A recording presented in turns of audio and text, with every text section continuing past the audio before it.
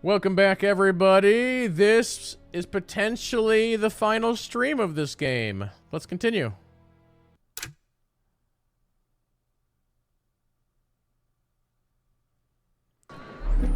No, you just gotta sleep on the plane, Prometheus.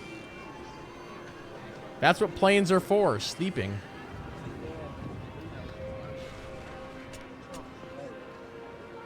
Alright, so we gotta go to Central Park.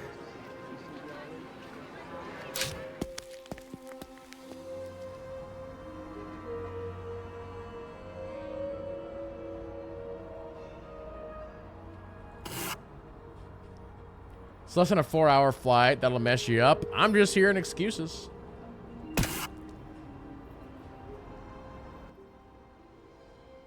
Central Park is all but abandoned. What once was teeming with families, couples, and street vendors is now eerily quiet. Monstrous black clouds roll over the island, tinged with red, like a storm in the depths of hell. It's cool they put the tech on Central Park to make that float. This close to the well, there is nothing to take our attention from the hungry vortex swirling just off the island's edge. The cold silence is punctuated by irregular crashes of lightning and thunder. Gardner, Nellie, and the rest of the underground arrive just before Annie is brought out by her own people. Though she is not restrained, the firebrand's flame has now been quenched, her eyes downcast. Forsaken. We have been forsaken. All is lost. Nellie is wringing her hands. She looks at me with pleading eyes. I get the message. We need to move while we still have time. Enough gawking, people. We have work to do. Oh. Aided by several of the underground, the truck carrying Daisy is guided to its ideal spot. Nellie busies herself ensuring that every connection and weld is sound, with an unusually antsy Gardner looking on. E2 to D6, A7 to... There. Now the other side. Can you believe it's really happening? I spent ages planning and designing and building, but it never felt so real until now. Feels like it's been years since we met, huh? A wet behind the ears kid full of crazy talk. Tonight's your big night, Nellie. So sorry that it ended up this way, Pastor Annie. But you're not the only one who lost something precious today. I'm not any happier to be here than you are. I'm not one of your revolutionaries, Mr. Diamond. I am here as I was bidden. No less, no more. I can see that losing your people's faith hasn't cut yours down to size. Fine. You don't want to be friends? I don't either. But we're both fighting for our people's survival. We can help each other. Apollo produces a burlap bundle and unties it, revealing Annie's axe. He offers it to her casually. Annie reaches out and takes hold. Her mouth is twisted in a scowl. She's controlling her instinct to lash out. I agree to lend my aid to your enterprise. For now. Apollo. The old man would have chosen to see her good intentions. Trying things his way. Final checks are complete. Daisy, Alistair, and I are ready to go. Just let me know when you're ready to proceed. This place looks crazy. Annie. Do you think our plan has a little more merit now? Annie turns to face me. She looks at me like I'm something she scraped off the sole of her shoe. After a few uncomfortable seconds, her disgust softens to careful disinterest. Does it really matter what I think? I pledged my service. Now you want my blessing? Haven't you taken enough from me? So it's come to this. You're a prisoner of your own people. Maybe you should have sided with us to begin with instead of dealing with whatever comes next. Will your people show you mercy? I will be taken before whichever betrayers end up in charge to face judgment for. As they will no doubt put it, presuming to know the mind of God. I will not ask for mercy or understanding. What will be, will be.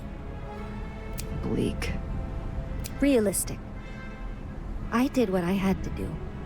Not that they see it that way. Justice is rarely kind. That barb isn't lost on me. I should watch my step if she finds her way back up to the top. I've wondered for a while, and I may not get the chance to ask later. What's with the axe? Is this really the time and place? Frankly, I'd love to think about something else for a few minutes while the machine's being tested. So, let's hear it. Annie raises her axe with one hand. She inspects the edge critically, looking it over for nicks. The handle is smooth and worn. It's been treated with oil and handled over and over again, like an infielder's favorite mitt. When she finally speaks again, her voice is low and husky with memory. Her eyes never leave the axe. My parents met their end at the bottom of a bottle. When I took charge of Nation's Crusade, I personally led my people to destroy dens of iniquity throughout the barony. Never again, I told myself, would I allow the easy escape of vice to lead families to ruin. Corruption had to be torn and cut, root and branch. Axes are very good for cutting diseased roots.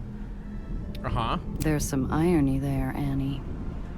One might ask if I'm the right person to hold this tool of justice. One way or another, I will be judged. But I won't be the only one. Goodbye, Annie. She turns her gaze from me as if I were never there. I wanted to know what's on her mind, but all I learned for sure is that I'm not allowed in.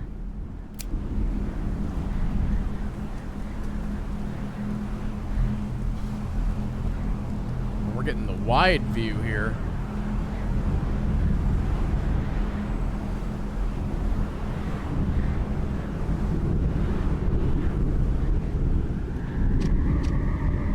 Apollo is burning so much energy pacing back and forth, I could wire him to a generator and power 1,000 light bulbs. I stifle a sudden mad urge to laugh. The moment passes, the second he swipes his sleeve at his eyes. It isn't in Apollo's makeup to look worn in front of the troops, but I can tell he's hurting. Hiya, Hollywood. Got a slick escape plan if things go sideways? We have a budding mad scientist and her equally mad teacher working for our side. How could it go wrong? Pretty confident words there, pal. All joking aside, what if... What if it fizzles out? Our little geniuses will cook up something new, no doubt. Don't fret, darling. You'll see. Today, or tomorrow, we'll come up with that fourth ace we need. The heroes always win in the final act. You're incorrigible. At your service. Annie really puts it all into her fire and brimstone sermons. Think she would play well in the pictures? Honestly, she's got some charisma, but not the kind that translates well to the silver screen. She's someone who could, and did, lead people to a bad end. Who knows? Maybe she'll gain some perspective now. Perspective? Sometimes we have to suffer a loss to understand what was in front of us all along. Sam died to bring her into our little plot, Gina. I don't think I'll ever forgive myself for that. I can only hope she makes something good out of all this tragedy, but it's difficult. She reminds me of myself, but without the old man to keep me in check, you know? Annie stands in the distance, looking up into the well as if she's never really seen it. Her face is a blank mask now. I can't fathom what must be going on in her head. She'll pull through, or she won't, darling. Like all of us. Hey, I'm no mind reader. Penny for your thoughts? Keep your penny. How do you think I feel? I feel hollowed out, beaten, broken, tired. I miss the old man. He should be here instead of me. It's hard to believe he's gone. Sometimes he made me so mad I wanted to hit him. Sometimes I wanted to walk out on the whole thing because I felt like he was too weak, too cowardly for what we were trying to do. now that he's gone, maybe I'm the one who's the coward. Afraid to keep going without him. He was a rock. He took everything life threw at him, and he was still there. Still working. Still there to listen. To care. Paulo looks out over the horizon and rubs the back of his neck. I'll miss my friend. I don't think I'll ever stop. I should get back. Thanks for the talk, Apollo. As Nellie hovers around making adjustments, Gardner supervises from a respectful distance. Every so often, he consults a pocket notebook, usually nodding to himself afterward. Gardner? Miss Randazzo? How's your protege holding up? Pressure's on. I wouldn't be concerned. Look at her. She's in her element, creating an impossible solution to an impossible problem. You must be very proud. She's grown so much from that young girl I first met in the uppers. I admit, part of me still wishes it hadn't involved dodging bullets and getting mixed up with nefarious types. What'd you call me? I hope we nefarious types haven't rubbed off on her too much. I'm sure she'll be glad to get back to her research once we're done here. Gardner gives a thin smile in response. Maybe I'd better change the subject. That Annie fought like a lion. I wasn't sure we'd be able to get the amplifier, not up until the end. I'm sure you don't need my insights in dealing with that one. Just look at her. Gardner and I watch Annie for a few seconds. Her knuckles are white as polished bone as she clutches the handle of her axe. I'm well past the age of dealing with such unstable factors, but even I could tell you she's been holding the end of the rope for a long time. I hope she can hold it together a while longer. She could do a lot of damage if she puts her mind to it, even now. Quite. What do you think? Are we ready to go? As soon as Eleanor has finished double and triple checking her readings, yes. When her conscientious nature allows it, I will be ready. You almost sound confident. Aether is my life's work. The very moment she proposed her Aether diffusion device, I knew what I had to do. Best of luck. Nellie is running back and forth with the frantic energy of a twitchy church mouse. I wait and watch as she makes the same checks over and over, 4, 5, 6 times. Can't question the girl's thoroughness. Hey, kid. How's tricks? Nellie's totally absorbed in her science project. I'll have to pry a little harder if I want any kind of real response from her right now. How's it looking, Nellie? Is your thingamajig ready for its big moment? Oh, Gia, yes. Yes, I think so. I'm just performing a few final checks. You've checked several times already. I've watched. Is another look really necessary? I don't know. Maybe? But you know what they say, better over-prepared than under. And this time, we really can't afford to be anything less than ready. What if it doesn't work? If this doesn't work out as planned, I believe we're in a fine position to gather data for a second attempt that will. The machinery here includes recording devices for measuring frequency modulation, amperage, the works. That's good. There may even be a device measuring the nervousness of Italian-blooded smugglers. What? Nellie, did you just make a joke? Forgive me, Gia. I'm as nervous as... oh, I don't know. It's uncharted territory, to be sure. But Alistair and I have been over every inch of Daisy. It has to work. It just has to. Unless there's been sabotage. You look a little peaked. Are you sure you're all right? I'm scared, but this is so exhilarating. It's the culmination of everything we've been working for. It's the end of a long road of betrayal, death, and pain. I'm ready. I hope you are too. Good answer. Let's light this firecracker and put this whole thing to bed. Here we go. Is this thing ready or what? We're all set. Stand back. All right, Nellie. Hit it. Nellie mans the main panel, while Gardner flips back and forth at the gauges. The two of them dance in perfect rhythm around the machine, to a tune none of us could possibly hear. Readings barked aloud with perceptible tempo. Mikey with the T187. Thank you very much. Green across the board. All systems are nominal. Excellent. Beginning transmission sequence in 3, 2... Nellie takes a deep breath, then pulls a large lever with both hands. The machine drums loudly, faster and Whoa. Arcs of purple aether crackle above Daisy, whipping her vicious wings. I shield my eyes, looking around at my comrades in arms. Sequence initiated. Is it working?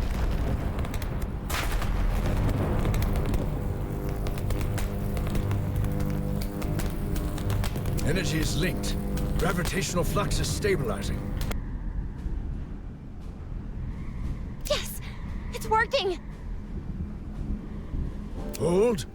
Graviton production is rising. Something's wrong. Uh-oh. Shut it down! No, wait. It may stabilize. Give it more power. No! Shut it down! It's expanding too quickly!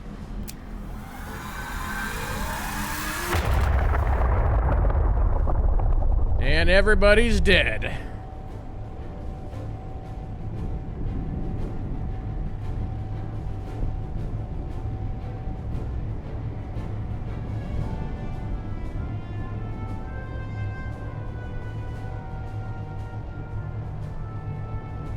Debris, cars, trees, rubble, all go to feed the insatiable, unstoppable hunger of the well.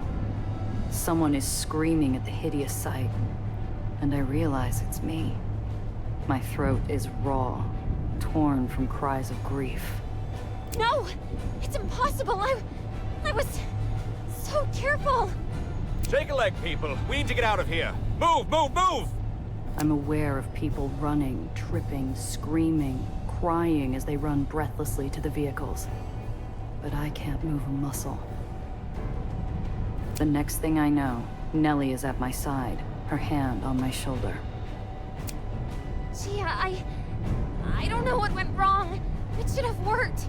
Do you hear me? It should have worked. I don't want to see what happens next. I don't want to think about all we've done, all we've sacrificed, everything we've survived, just for it to blow up in our faces. We haven't saved anyone today. We've killed them. What did you do? I don't know. Everything checked out. You have to believe me. I swear, all of the levels were correct. Professor Gardner and I triple-checked everything. Looks to me like we haven't done much good. It looks to me like we made things a hell of a lot worse. Like maybe we should have left well enough alone. Uh-oh. Don't be cranky now. Spittle flies from my mouth. I'm shouting and I don't know why. I just need to let it out and Nellie is there, and before I know it, I have her by the shoulders. Y'all need to calm down. What happened? What on earth happened? Why didn't it work? Nothing. It was all going as planned, and then... And then what? You forgot a part? You pressed the wrong button? What happened? I don't know. I believed in this. Hook, line, and sinker. It's my fault too. I should have known. You... Tears spring forth from Nellie's eyes and she rounds on me angrily.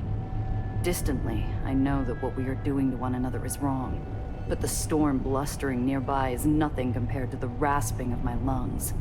If you think I'm going to stand here and be lectured to by a self-confessed murderer, 8-Shot, you're very much mistaken. Or did you forget that nickname of yours? Why not ask Needles about how you never make mistakes? Or Mr. Blanc? Why not ask Sam? Oh, right! Because they're just another stepping stone for gunslinging, wisecracking Gia Randazzo. Hold on, let me just take this knife out. Ugh. Okay. Eleanor, we have to go. We're out of time. I numbly watch as Gardner and Nellie brush past me, the fatherly mentor guiding his sobbing charge to the truck that carries their precious, worthless device. The engine rumbles to life, and they begin their retreat. As the last of the wind from the device dies down, I look around and see that I am alone, except for one other soul nearby. So who's it gonna be? On her knees before the terrible supremacy of the Annie. Well's hunger, Annie's face is unreadable. Maybe she can't comprehend how much of this is her fault, how she played games with her people's lives. Not that I'm any better. All right, well, that's not how I thought this was gonna go. I did say sabotage. Honestly, the professor guy, I always thought he was fishy from the start. Maybe he's not, but we'll see, I guess. If he is the culprit, I don't know why he would want to bring down these islands. Annie turns slowly. Her eyes are glassy, her pupils huge. I am figuring out what to say next when her face contorts into a mask of pure rage. She leaps to her feet and rushes at me with her axe in hand. This is your fault! Well, that's not good. Chat, we're about ready to get stabbed. All right, 58%.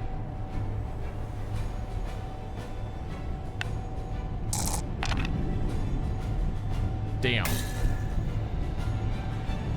All right, loaded dice time. Damn! Are you kidding me? All right. I back away from the broad swipes of Annie's axe. Before I know it, my back is to my car. I'm out of room to retreat. She swings at me, insanity in her young eyes. I'll kill you! I duck just in time. Her axe slices into the roof of my car, smashing the windshield.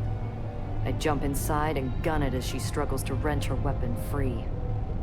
I leave her in the dust, but she's running toward her own vehicle. This isn't over by a long shot. Yeah, so when we played this yesterday, we played for like, I don't know what, 5 hours, and I think I only missed one roll. And so far tonight, we're 0-2. So here we go.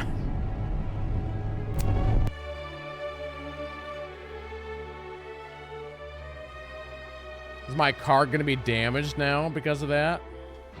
A sneak peek in my rearview. Annie's all over the road, face twisted, mouthing Old Testament curses. That tank looks hard to handle. Her repulsors are screaming in protest with every turn, punched through with bursts of gunfire. I swear I see the tank almost tip over, leaning on a single stabilizer as she wrenches herself back onto my tail.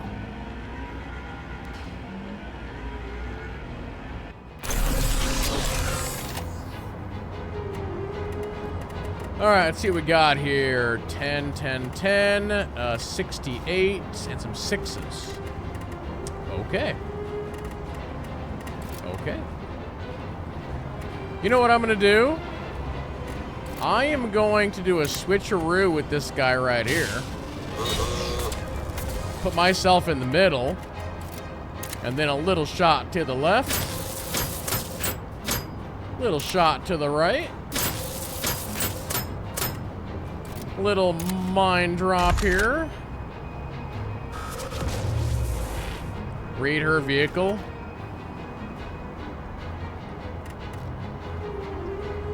She's got some crazy stuff going on. All right.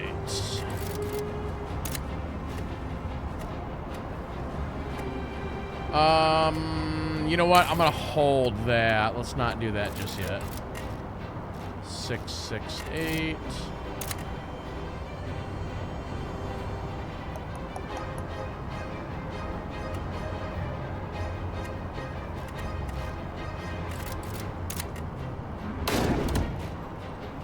There's a lot of like really bad spots here. All right, Cress. Let's get you moved up here.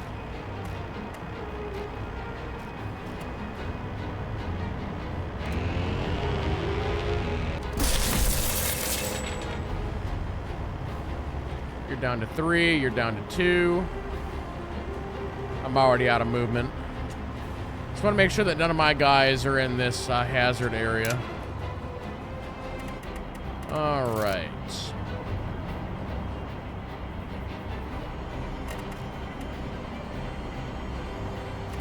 Trying to figure out my best play here.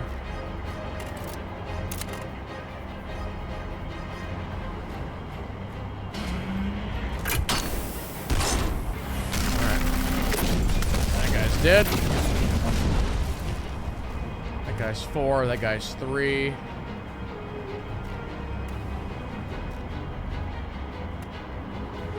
Okay, let's move to here. That's all I can do.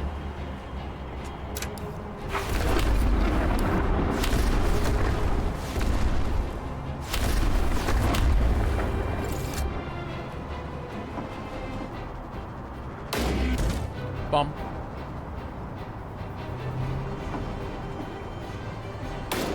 You're damaging your own guy by doing that. Ah, we got some healing going on.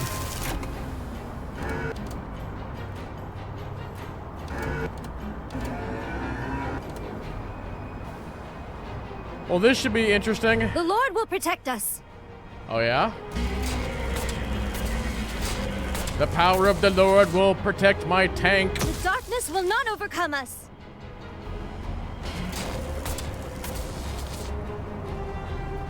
Okay, that hurt.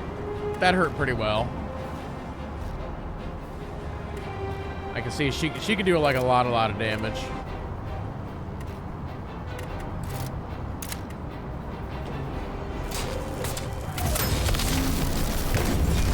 Bye to you.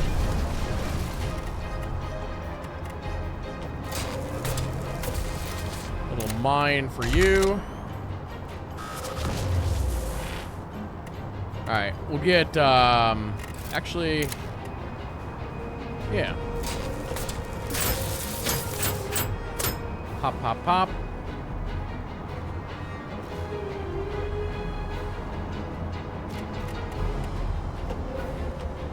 Okay. That's a good spot for me. Alright, let's go ahead and heal you. And then do I have enough just to lay down caltrops? Yes, I do.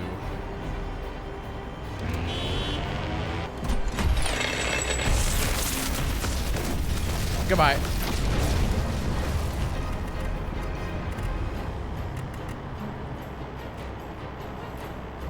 I think I need to... I think the best strategy is I need to keep my vehicles separated so when she's doing her AoEs, it's not going to hurt me as bad. So let's try that strategy. Alright, one guy left over there. I'm gonna move Luca to here, and then let's go ahead and gravity well. Oh, do I gotta move? Oh, no, we're good. We're good. I want to bring that car forward. And then I want to move to... Wait, I'm actually out of AP. Okay. We'll do counter ram then.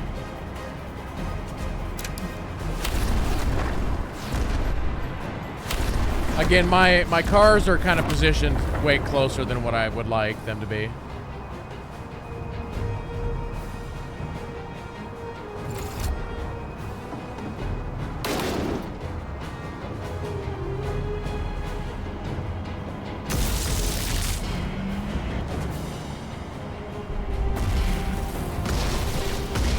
Killed your own man. What kind of preacher are you?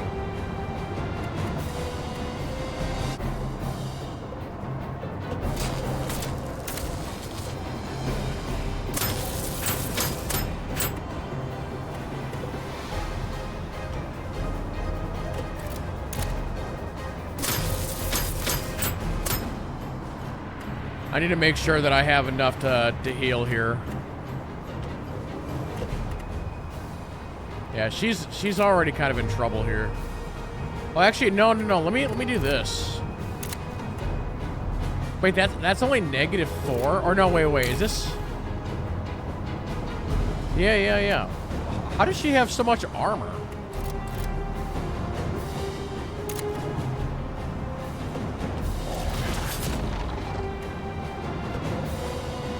Her armor level is like insane.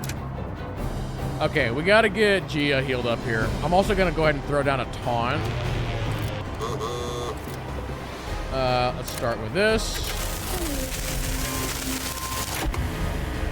So what I'm gonna do is I'm gonna move Crest. Well, actually, let's do this first. Let's do the taunt first. And then I'm gonna move Crest. I can still do this. We'll do Caltrops and then move her way over here. Okay. So she's all taunted up.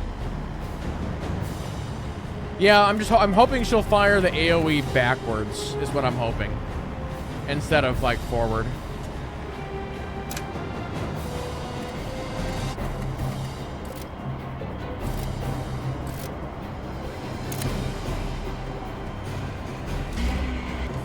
Then I'm gonna just try and, like, push her back here.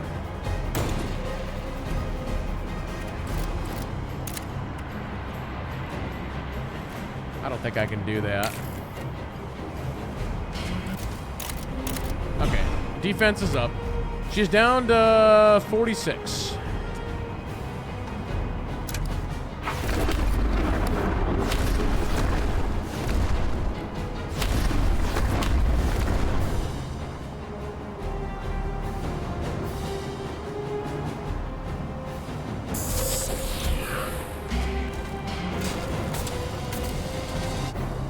Oh, we got company.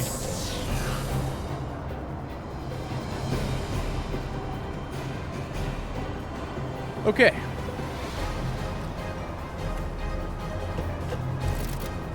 Pop our mine. We don't have a lot of room to maneuver here. So we got to be a little bit careful with that.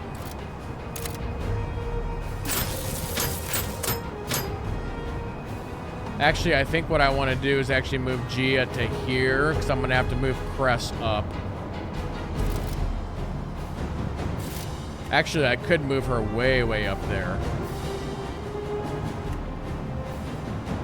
It's not a bad idea. Do I want to? No, I think we hold. No, I'm gonna have to, otherwise we're not gonna be able to do anything with Luca. I gotta move her up.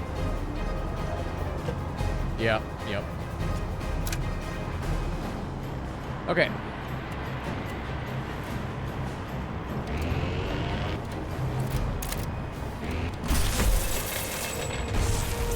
And unfortunately, I'm not gonna be able to move for a heal. Actually, I might as well ram. I got the HP. Let's do it. I can heal myself, but I don't really need to. Let's just taunt again. I gotta keep her off of Gia. Alright. Again, I don't want to end him.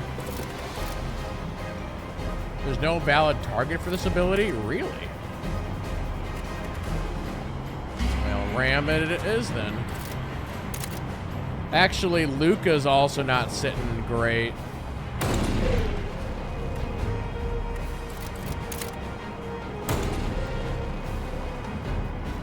Okay, so I'm gonna move him to here and then we'll defense up.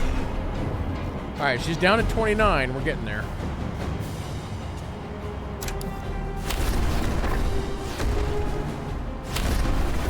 We got the road blocked.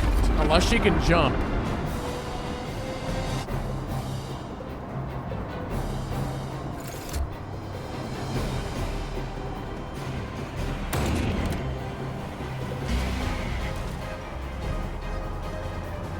Okay.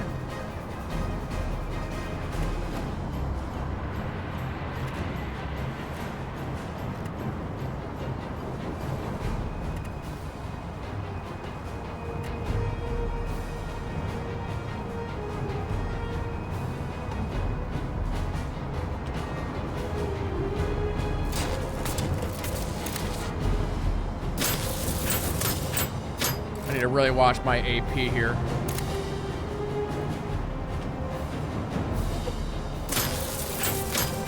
Okay, now we need to move to a safe spot. Can I still drop that mine? Yes. Alright, she's down to 18. Okay, who's in the biggest trouble here? Gia? Can I drop my caltrops from here? I might be able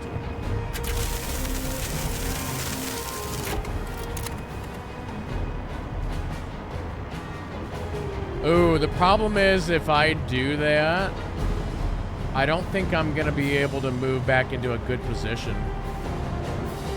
It's gonna take me 4 to get there. Yeah, I don't think I can risk that. I think I need to stay where I am.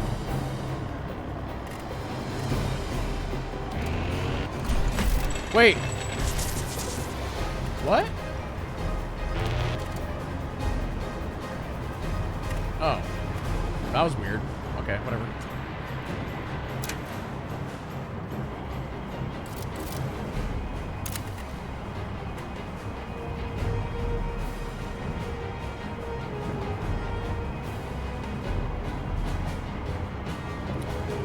So that's gonna take 5 to do that. 1 to, you know what, I think I double ram her again. Either that or we can, well, that's 3. That's also 3. All right, popper. Popper, can I get back to here? Yes. And I can still do counter ram. All right, she's down to 12. I could end her next turn. I think.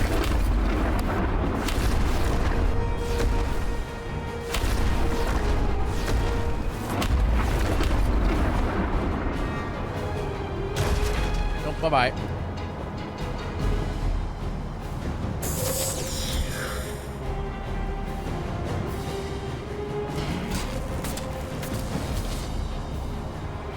Oh, we got company from the front. Well, at least I have a lot more room to navigate here.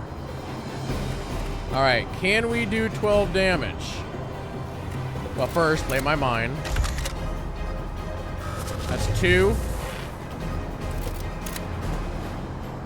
There's 4. I think we got this. Let's reposition here. Hold. Caltrops.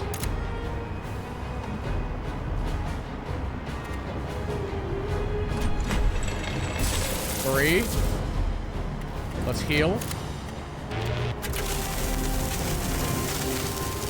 And then Luca can end it with the ram. Let's do a little bit of a separation just in case. Just in case.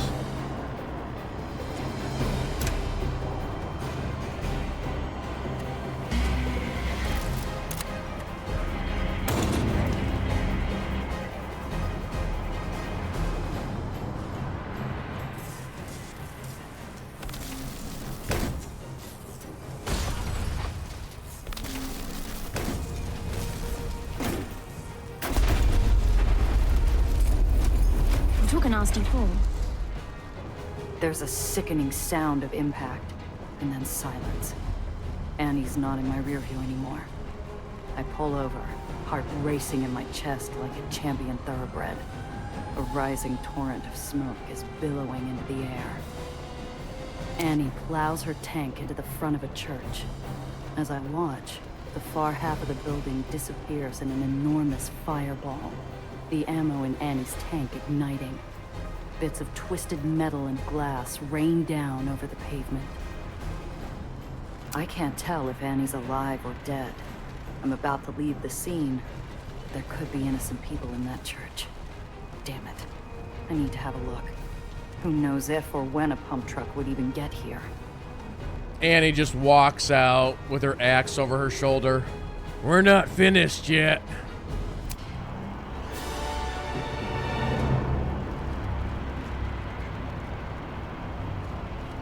Stabilized arc lightning. I'm a little bit curious as to why we're getting these kind of rewards, because the game's... Am I even going to have the opportunity to, like, equip these?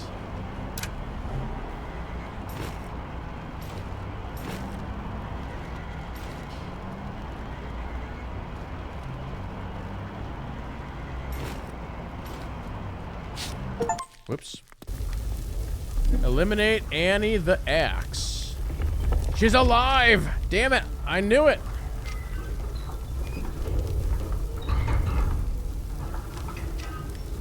The church's face has been smashed open by the impact of the crash and explosion. Thank heaven for small miracles. It looks like there weren't any churchgoers inside. Annie's vehicle is a twisted hunk of metal. It should have been a death trap. I'm amazed it's not. Must have been her ammo that went up in a fireball you could see from a mile off. I have to stop and rub my eyes. Surely it's impossible that anyone survived this catastrophe. And yet, Annie stands at the front of the ruined church. A little singed, but in one piece. More or less. You're still alive. That's... great. How about I just sit down here for a minute?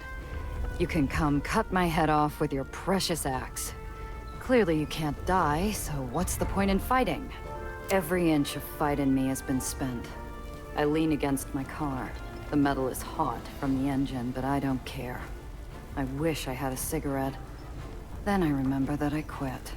And Benny took all the crates of cigarettes anyway. Annie shuffles over toward me. Despite my earlier look at her, she's hurt. Probably whiplash.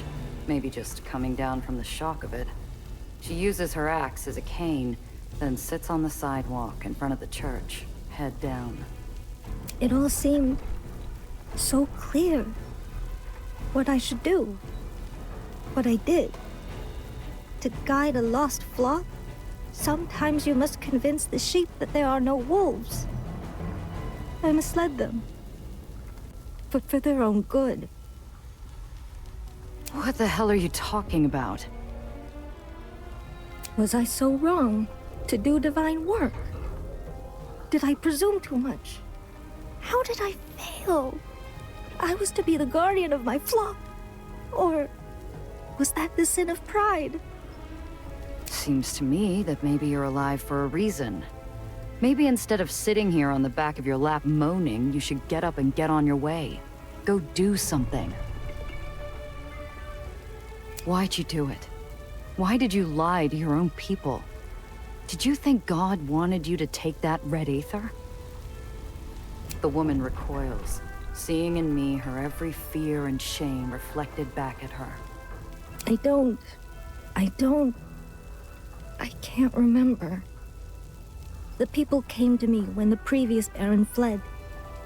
They sought protection from the evils of the world, but it was too much. I risked everything falling apart. You got desperate. The trust reached out and you took whatever deal they offered. They told me they believed in what I was doing. They said it was a miracle. That I could make a miracle. They would help me make my people believe. All I had to do was believe in myself. Who were they, Annie? What made you so sure you could believe them? They said they were a society. Very old, very powerful benefactors. That they'd deliver the city into the future. Was this the future they meant? You know what? We'll encourage her. A lot of your people are still alive. You need to get them out of Nation's Crusade before the well swallows everything. Go save them, even if they don't believe anymore. I did everything right. I protected them. I saved them. And all I did was bring ruin. I am bound for hell for what I've done here. Well, nobody's perfect. It's the moment a raging star goes supernova. Billions of years lighting the heavens and suddenly realizing that its fire wasn't going to reach eternity's end. No big speeches, Annie. Not even for your guilt. If you ever truly cared for your people, then show them now. You can still get some of them out. You, of all people, to give me counsel. God help us, we're going to need it. A few minutes later, Annie flags down a Nation's Crusade truck. Before she leaves the scene, I can hear her voice ringing out, directing the evacuation. More of her people will survive this day, thanks to her. A familiar vehicle pulls up to a stop in front of me. Gia, glad you're okay. We're covering the evacuation. You need to find Nellie. The well is out of control. I'm not sure Nellie will listen to what I have to say. Damn it. We need to get her back or it's all about to come tumbling down. You're a professional, aren't you? Never leave a job half done. The underground car wheels around and into the distance, no doubt looking for more refugees. He's right. I need to finish the job. I don't know what to say when I find Nellie, but at least I know where to look. If I know her, she's on her way back to the hold to figure out what went wrong. That means I'll find her at the lab. I stagger into my car, weary down to my very bones, and speed off, hoping for a miracle. I'm gonna walk up to... Shade standing at the end of the world, while the ferry completes its final drop-offs. Visions of islands caving in on themselves play through my mind's eye like a film reel on loop. I distract myself, wandering the walls and cabins in search of the girl who tore the barony apart. Instead, I find Benny, sitting on the catwalk, shoes dangling over the abyss. He nearly bonks his head on the railing when I walk up. Jiminy crickets, lady. Anyone ever tell you not to sneak up on a fella in thought? Have you seen Nellie or Gardner? Nah, not since the whole Nation's Crusade fiasco. I swallow down a lump of scalding disappointment and make to continue the search. Hey, Gia, can we talk? Off the record. I need to consult with somebody about this story. Tell Benny to go away. Yeah, we'll hear him out. Benny's fidgeting with his fingers like a lightning bolt in search of an Aether rod. For once, the smartass who pretended to be years older looks his proper age. I take a seat beside him. He shuffles, leaving room for my feet to dangle over the gloom with his. So, this story. The Underground hired me to be their bullhorn. I get my scoop, the people get the truth, the Underground gets PR. Not a bad deal. The towers, that frocked fraud, a secret dance hall, kid stuff. Everything after? It's important, but I don't know how to write about it. There's no bread big enough to sandwich it. It's written across Benny's face as cleanly as one of his articles. The Civil War, Sam's final sacrifice, Nation's Crusade crumbling. It'd be a lot for anyone, let alone a kid. I ruffle my hand through his hair. Though he lets out a token whine, he doesn't pull away. We sit there a minute, us and our thoughts. Look, Benny, sometimes there's no silver lining. Yeah, we won a war and toppled a baron. But even that don't feel good. Why'd you talk Annie into staying, anyway?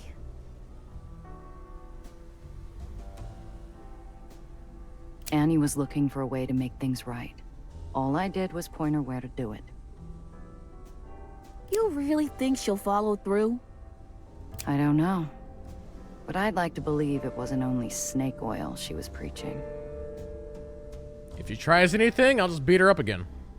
Benny nods along, doubtlessly jotting my answer in some cluttered corner of that busy head. About what happened. I thought Nellie had it. Not now. All I want to do is find Nellie and figure out how we're fixing this. The ferry lands, rocking our legs. I help Benny up and we head to the pier. I scan the remaining off-boarding faces. My heart sinks when a certain blonde's not one of them. Mr. Throg, seen Nellie around? No, ma'am. Not since she and Mr. Gardner went to Nation's Crusade. She could still be okay, right? It was a madhouse at the end. The Underground was herding people onto every available ship. Maybe she caught another ride? Maybe. I'll check the lab. Let me know if you hear anything. Okay, we got some work to do here. First of all, our last level up, I'm assuming. At the end of the turn, all enemy vehicles within 2 cells receive an engine failure status. We'll probably just do that. Since I'm going into... Or we could go Gumshoe. What's this one? Allied vehicles next to this vehicle gain the Hasten status effect.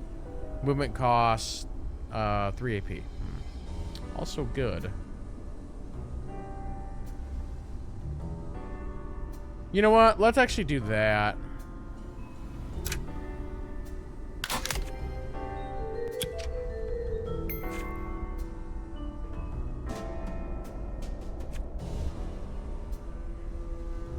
When you heal a vehicle, apply energized status. Yeah, let's do that since you're my healer.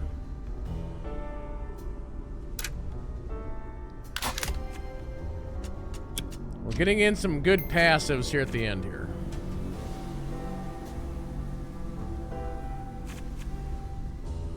Gain 1 HP each round. Well, I can't quite get to that, but let's see. Light weapons apply Aether damage.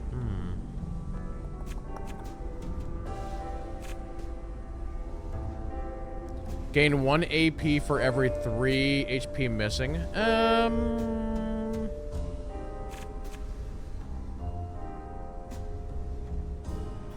He doesn't have any light weapons, so that doesn't matter.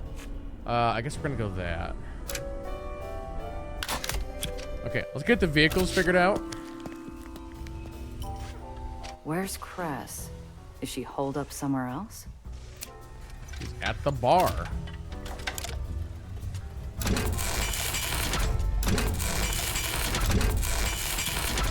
Alright, I don't know if I want to even equip any of this new stuff, but we'll take a look at it here real quick.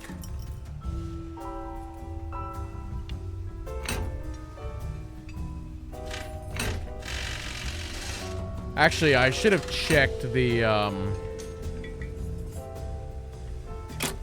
other place first.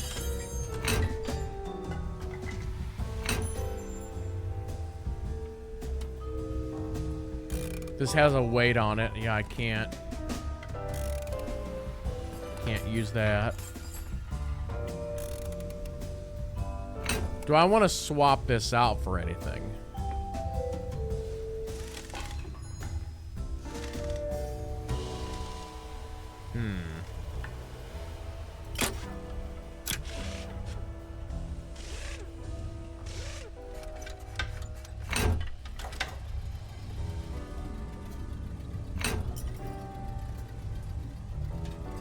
Grenade launcher does, it's 3-4. This is 5-5.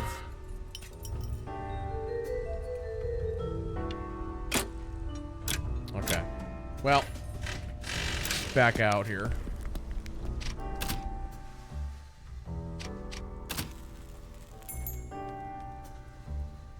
Oh, I had to burn some rolls there. Shoot, what the heck? Oh, I lost my lucky die. Which you don't have another one here. Was that the only thing that I lost? Yeah, I think it was.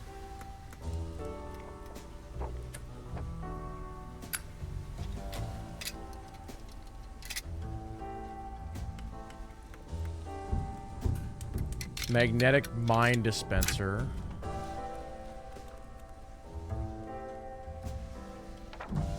Gravity Mall.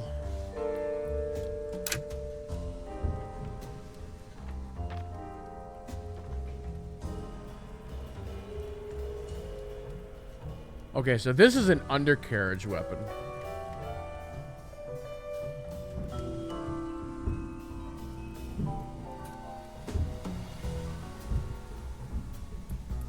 Costs it's a 3 for 2, and this is a heavy weapon, 8 for 5.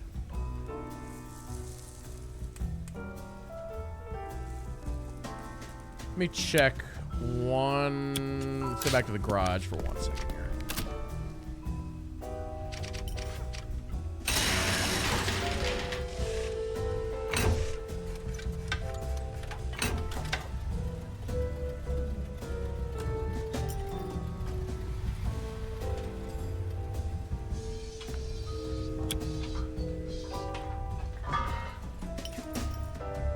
No, see, it's not...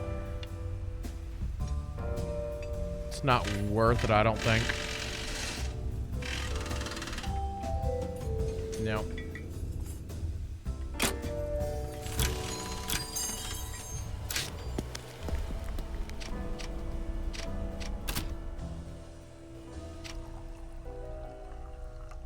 Any new conversations? Hey, Gia. Any news? A bunch. Doing better? Oh, nothing to worry about. Give me a cigar, a coffee, and a hot dog, and I'll be out there hitting the pavement. Me too. The junior reporter scribbles something down on a piece of paper. It's less than half his usual scrawl, but more than I was expecting after the ferry. Looks like you're over your writer's block. Sorta. I'm processing. I hear it's a trick among senior reporters. You write what's fresh and marinate the rest. Like making chicken. You get me? Worth a try, kid.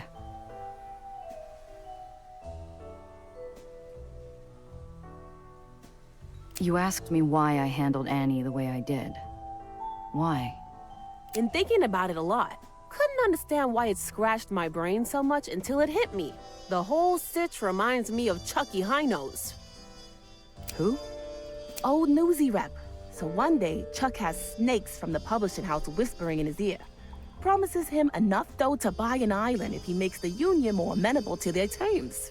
Then they ask too much. Bam, he snaps out of it. Gives back the money, turns himself into us for a soaking the works. But he stuck around to make up for it. Maybe Annie does the same. Have you seen Nellie? Nah, I interviewed around and snooped her usual haunts, but there's no sign of her. You don't think she's in trouble, do ya? Troubles float through my head like ashes in the wind. The truck falling through the road. The two brainiacs on a ferry to parts unknown. The machine backfiring again with Nellie at ground zero. She already is. Won't know how much until I find her. There's a crook in her neck as Cress hunches over the table, leaning heavily on her metal arm. A piece of paper cowers before her glowering eyes. Who are you writing to? Unless you've taken up doodling.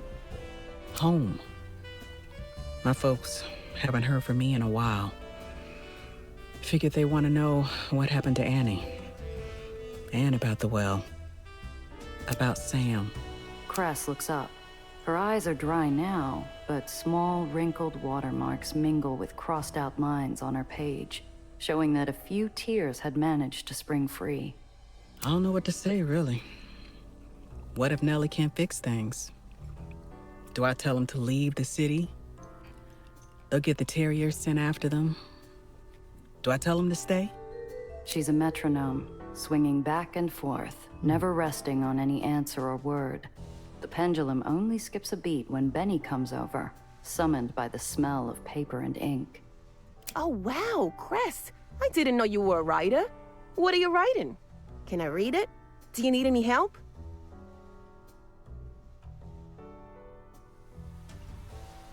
No, we'll do the space thing. The kid sticks his nose over Cress's shoulder. He's had a rough few days, but he has to give others their space. I'll have to intervene before he starts meowing and crawling into her lap. Come on, Benny. Let's leave Cress to write her letter. I can help, though. I'm sure you can, but not right now.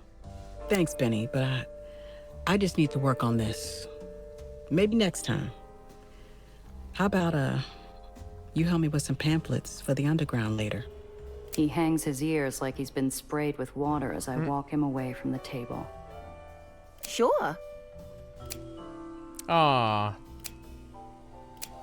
Well, that was a 50-50 situation there. The quiet of the root cellar's disturbed by a ledgeman on a mission. While the other occupants are deep in their cups, Luke is shoving what few meager comforts he has into his sack. What the hell's this? Folks over at Nation's Crusade still need help. I'm heading over to give them a hand. So what, you're skipping out? What about the well? Did you forget where it's heading next? Luca rounds on me, jaw popping like a whistling engine. I haven't forgotten a thing, miss. That damn hurricane's overdue for a repair job. Doesn't mean I'll lie down while people are dying. Once Mr. Throg gives the go-ahead, I'm going. Don't worry. I'll be back. You keep stomping around like that, you're going to put a hole through Thomas's floor. Better than putting a fist through a wall. The engine starts to slow down, though. He slumps heavy against a chair. I hate waiting. Find that the longer you leave things, the worse they get. And every minute, someone else is losing their family or friend. Look, I get it. But Apollo and his people aren't sitting on their hands either. Golden Boy's short his right hand. You don't bounce back from that quick. About what happened with Annie. She hurt a lot of people. Pitching in now doesn't change that, but it's a start. Surprised you're willing to cut her slack. Mom would never put her neck on the line for someone else. If Annie's willing to get her hands dirty for her brothers and sisters, she can learn to do right by them. If not, we'll sort her out. Have you seen Nellie? Nah, I can keep an eye out. How badly do you want to find her? Don't have a choice. Apollo told me to. We're not fixing the well without her. Luca grunts, as moved as a train with tar greasing his wheels. I don't got her book smarts. Wouldn't know what went wrong with her machine, so I won't fault her for that. But she didn't stick around when things went to hell, either. That's a good point. Sophie's playing solo. Stacks of cards neatly lined up in front of her, like she's at her table at Pandemonium. Giovanna, if you have time to stare, you have time to sit. No thanks. I don't have time for cards. Excellent, because I wasn't inviting you to play. Goodness, girl. When was the last time you took a moment for yourself? Last Tuesday. Is that what you're doing? While the well's tearing everything? Yes. Think of this as clearing the muck. Before things go from bad to worse. You're surprisingly calm. Am I? You're sitting with a drink and your cards out like it's just another day. Sophie doesn't look at me until she's finished stacking her hand. Tell me, do you know what Marm prepared me for as her heir? Aside from party planning and shaking down saps for their pennies? Cute. It was for moments like these. Wars can start, islands can fall, and jobs can go very wrong. But a Baron must always show her best.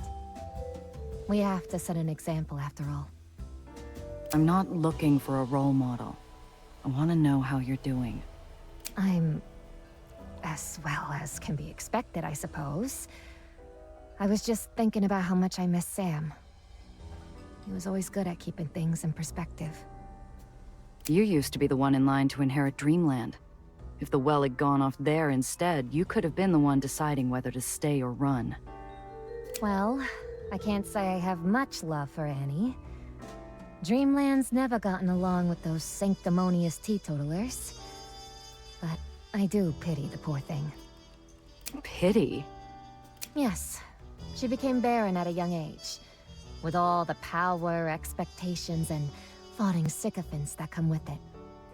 It's a wonder you were able to get through to her. Have you seen Nellie? I'm afraid not, darling. Have you considered she's gone off elsewhere? If she got on a ferry at all. I sure hope she did. Nation's crusade was falling beneath her feet. No one in their right mind would stick around for a long drop and a short stop. Good day. You've always got your eyes on the skies. What do you think about the well? What do I think? Nasty storm, that. Kind you can't outrun. Aye, and there'll be a whale in there. It's getting worse. I know.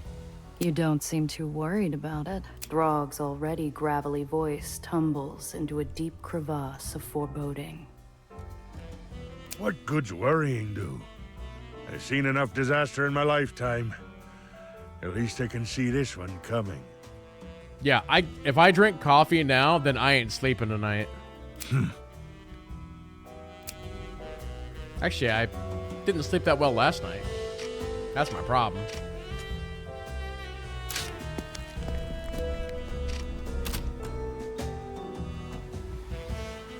I know something's wrong the moment I walk through the door. Nellie's little lab away from home usually smells of Bunsen burner coffee, ozone, and chalk. Neither that or the scientist are there to greet me. The lab hasn't been empty for long, but it already feels like a checked-out room. Another link in the chain of things Nellie's run out on. Anything in the box? Oh, hello. Thanks.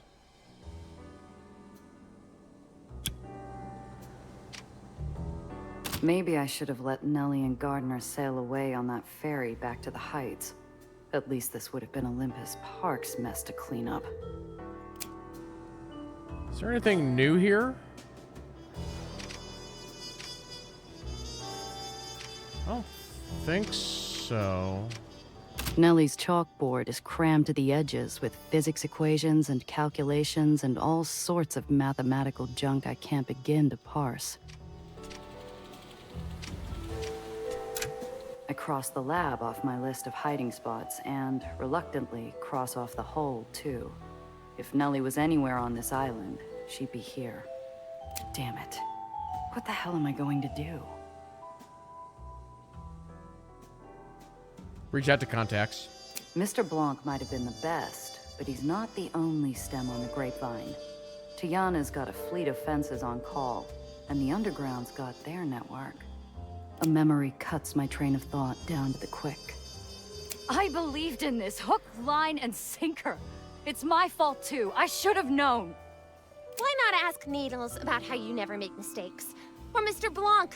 Why not ask Sam? Oh, right! Because they're just another stepping stone for gunslinging, wisecracking Gia Rondazzo. You're pathetic. The trail's not cold yet. The Underground's running evacuations. If anyone knows where Nellie and Gardner could have gone, it's them. Nellie, you run off half-cocked and you're going to wind up vaporized. I can't let you do this when we're so close with Annie. I got her to Annie, and look what happened. Who said I need to chase the kid down? Nellie always comes back eventually. Unless... could Nellie have run back to the Heights? My gut says no, but doubt sits the... People like us don't change the world, Rondazzo. We survive it. Be a shame you had to die because you didn't learn when to walk. I'm ramming into walls. Every thought crashes into a bitter reminder, making me ache dearly for a taste of tobacco and a week-long sleep. I haven't felt this way since Valentine, and I have even less time to feel sorry for myself. I need to clear my head.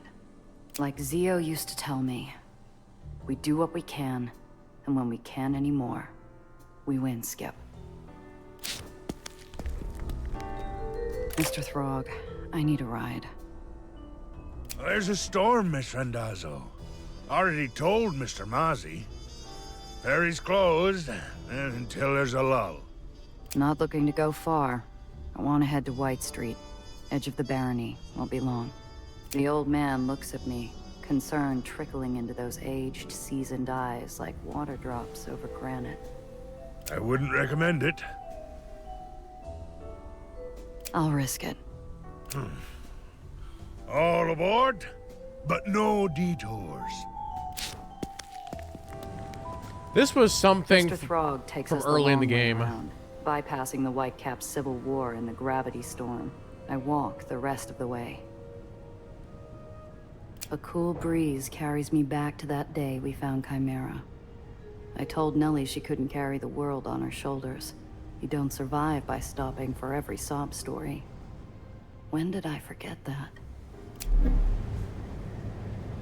This is a good callback. How soon before the well starts tearing apart the rest of the lowers?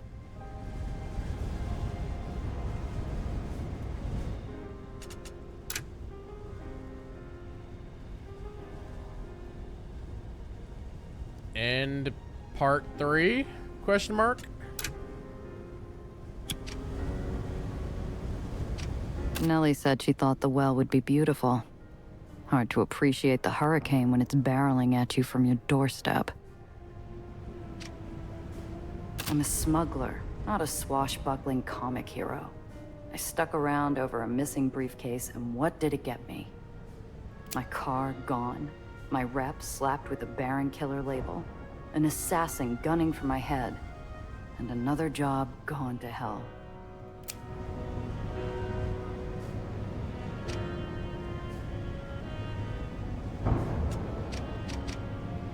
Fixing the well, saving the lowers, that's above my pay grade. I've done my dues with the underground. Nothing's stopping me from cashing out. Paulo can get someone else to find the kid.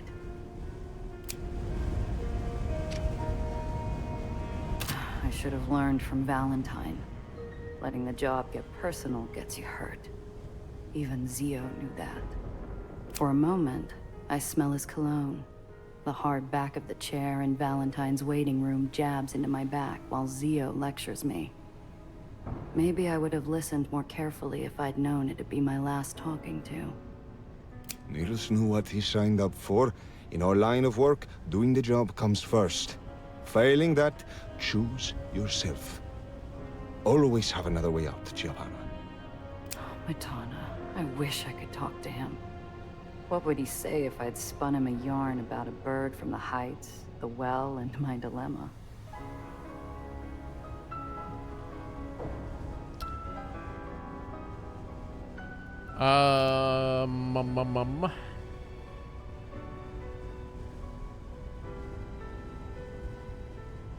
Huh.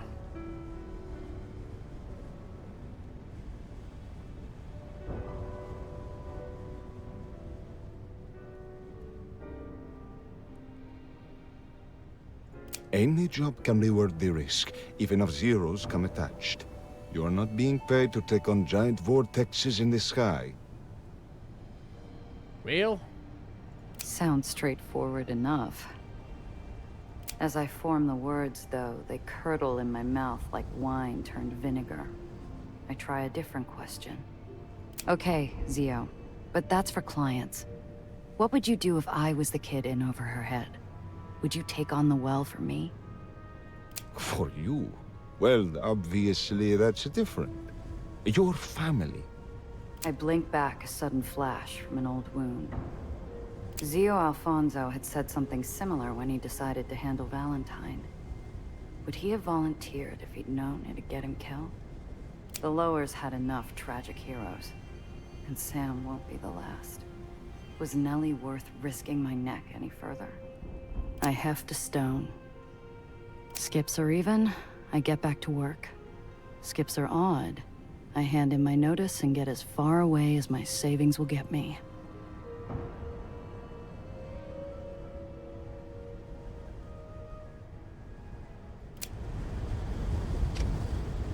I let the stone and my fate fly. 1, 2, 3, 4, 5. My stomach immediately curls inward. I peer over the edge, watching the stone tumble into the red-hued clouds. That should have settled it. The job's above my pay grade, but something keeps me anchored. A vision of a girl standing on a taxi platform, with a heart big enough to light the world, and make me believe it.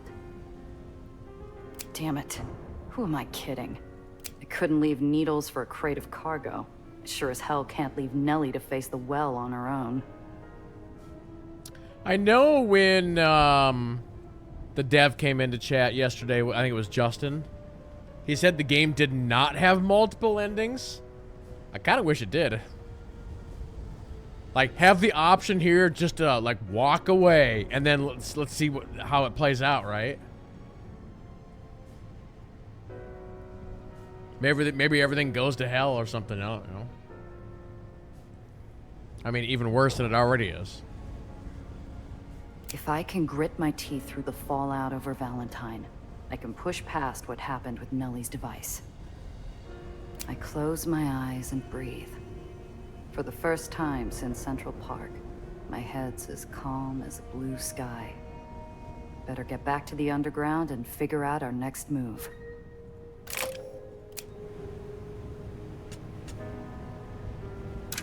Gotcha. What?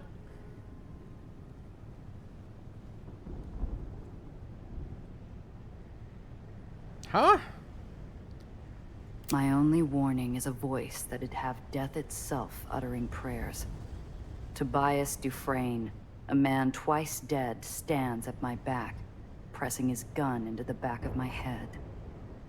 How? It wasn't the first island I've been thrown off of. Shame you didn't try a bullet to the head. I'm a breathing corpse, trapped between my personal revenant and the edge of an island. A choice between a gunshot and 10 seconds of sky under the eye of a raging red vortex. Dufresne, listen to me. We've got bigger problems than your contract. The well destroyed Nation's Crusade. Unless I find Nellie, it'll take out the rest of the lowers too. Not to worry. That's no longer your problem. Oh, did he find her and turn her into the people? Best make peace with yourself. I'll give you a minute. As a professional courtesy. The shadow closes in, ready to usher me onto the final ferry, but I grit my teeth in defiance. I'm not about to let some scarred-up black hat punch my ticket. Seconds ticking, I look for my way out.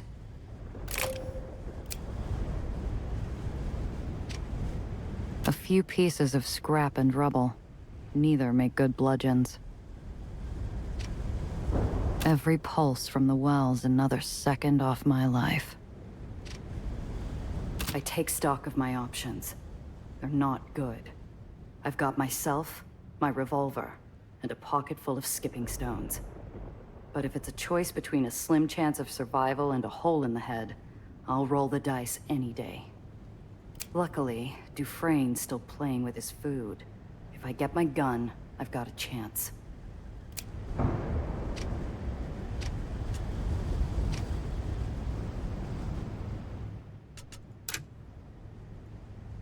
I haven't save scummed this entire game, but just in case. Again, there's not multiple endings, so I get. Can you get to just a game over screen? I'm trying to remember if I've seen that already. I think I have, maybe. I don't know. There's only one thing holding back the torrent of cold sweat. Dufresne could have blown my head off, and I'd be at St. Peter's gates without knowing why. The last time we stood like this, Dufresne was angling for a chat. If he hasn't shot me yet, maybe there's something he wants more than another notch on his dash. Time's up. Any last words? His iron presses against me like a set of razor-sharp claws around my throat. Whether I live or die, I know who I am, and what my final gambit has to be. I've got more than that. I got a request. Our game on Coney Island. You never answered my final question. What's your deal, Dufresne? For the briefest second, there's nothing but the press of the barrel. Slowly, it drags across my skin, as pensive as a steely claw. That game's over, Randazzo. Can't take your hand back once the deck's been reshuffled. Then let's play a new one. I figure out your answer, you let me walk. You can try to kill me another day. Gutsy, aren't you? Now, what makes you so sure I'll grant that? You're a tracker, right? You dragged yourself up the edge of an island to hunt me down. Never struck me as the type to leave things unfinished. The wind howls around us, drowning out the pounding of my heart and any sound that might give away what's going on through Dufresne's head. You got 3 questions. Use them wisely. If I decide you're wasting our time, I'll be cutting things short. The pressure releases, but only slightly. In lieu of the gun, I feel the weight of every possible question I could ask to deduce Dufresne's motives. One sticks out to me like a marked card. You didn't hesitate to pull the trigger back in Nation's Crusade. So what stopped you this time? Already got the drop on you. Got nothing to lose letting you breathe a few breaths longer. Pretty considerate for someone who said he couldn't afford wings. A moment of consideration isn't enough to change where either of us is headed. An unusual note catches my ear like a hiss hiding in the bush. Was that a hint of defensiveness?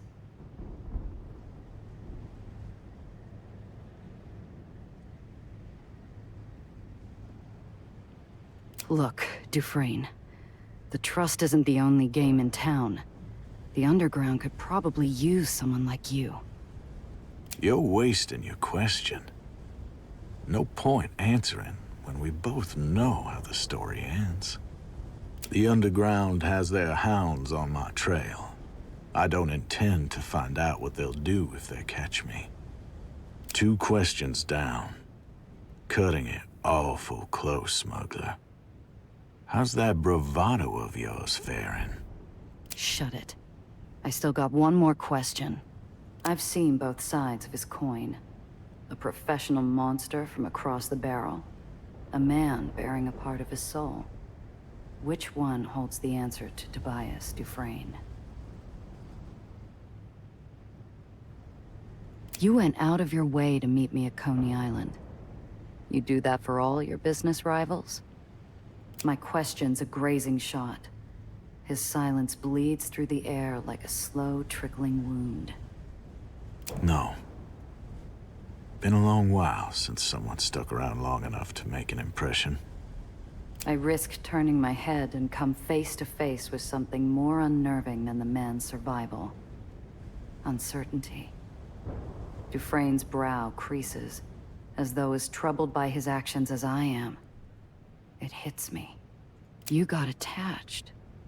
You've no idea what you're talking about, smuggler. Then explain it to me. If you got doubts about me, I wonder what else you got doubts about. You're getting awfully sure of yourself. Prepared to risk your life over it. Yeah, I am. You said it yourself. Not the world holds its breath. The wind goes quiet, and the clouds feel as opaque as the Black Hat's face. I'm just as still, breathless, until his iron snaps back into his holster.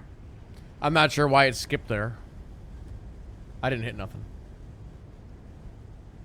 That tragedy in Nation's Crusade was always meant to happen. Next time, it'll be worse. What do you mean, always? What the hell's going to happen? He answers me with papers produced from his coat. You're sharp.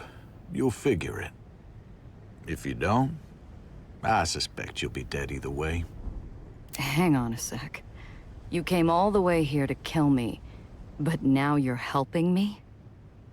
Behind the black hat and scars, for the length of a bell, I see a glimpse of a man that might have existed before he was left to die on the Underline. You paid my last fare. This makes us even. Dufresne steps away, leaving me and his contract behind. This is interesting.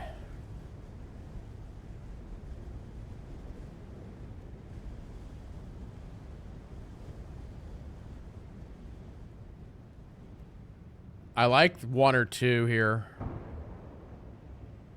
Dufresne, look after yourself. He smiles, as serene and deadly as sheathed steel. Oh, I intend to. My employers are currently occupied. If they send someone, well, they know why they hired me. He leaves me with a mysterious stack of papers and the rumbling well. It's only a few sheets, but I'm sure whatever's in it, Mr. Blanc would have traded half his collection for it. I start reading. Do I get all these, or do I only get 1? One order's stamped with a bright red stripe. I might not know what codes the Trust uses, but I've seen enough secret smuggler messages to recognize when it's urgent. Suspend all activities related to Dr. Reinhardt. As you've shown repeatedly, Retrieving a young runaway girl is outside your area of expertise. Another approach is required. Remain on standby until instructed otherwise. Though I'll never regret keeping Nellie out of Dufresne's hands, I feel a sympathetic twinge. Dufresne was called off between Ellis Island and Coney. What changed between then? The orders signed with a sigil. Familiarity catches on my mind's eye like barbed wire, and before I realize it, I'm digging through my coat for the rubbing I found in Mr. Blanc's office. Side by side, it's unmistakable. The sigil on Dufresne's orders is an offshoot of the Trust's. Mr. Blanc had called the rubbing an identifier. Whoever's sigil this is, they must be someone in the inner circle. My eyes immediately leaped to a file on Olympus Park, the tragedy that started this all. Tucked along orders are instructions, schedules, entry and exit points, even routes to plant the explosives. Destroy all evidence around the well and its expansion. If you are unable to retrieve Dr. Reinhardt's research, destroy it as well. Certainty forms in my mind as firmly as a boulder. This was an inside job. My number comes up. Cold dread seeps into my bones like a soul narrowly avoiding the executioner's axe. Randazzo's made herself a nuisance. Get rid of her before the Aether diffuser is activated. Afterward, immediately vacate the lowers. New instructions to follow upon my return. The chill becomes biting. Dufresne's orders don't explain why I had to die, or how they knew Daisy was going to fail. But when did the Trust learn Nellie's device was an Aether diffuser? In the Private Mania comics, the panels always go as bright as light bulbs when the detective solves the mystery. All I feel is a blistering itch that burns like a hand held over an open fire. Dufresne's employer is the inside person. They didn't just know about Nellie's research. They knew how to get Dufresne into the Heights without getting him caught. They were someone with a hand on the pulse of everyone involved in this job. Dufresne, Nellie, and me. They knew what we were doing, and that Daisy was doomed to fail. And they didn't just have an altered copy of the Trust's sigil. They had a signet ring I now recognized from long before I opened Mr. Blanc's safe. Gardner. I need to get back, now. Was I right all along? I called that from like day one, if that's the case. My feet pound the plank. I all but leap off the ferry, accelerating into a full sprint, when Apollo darts out in front of me. Gia, what's got you running like a bat out of hell? Something big. Get everyone together. If we don't do something fast, what happened to Nation's Crusade's going to happen to the rest of the lowers. The matinee star's face slides into an expression pained by fresh memories of ash and ozone. Once more into the fray, or so they say. See you there. I did want to go back into here one more time. Just want to throw these into here. I think I'll sell those or scrap them.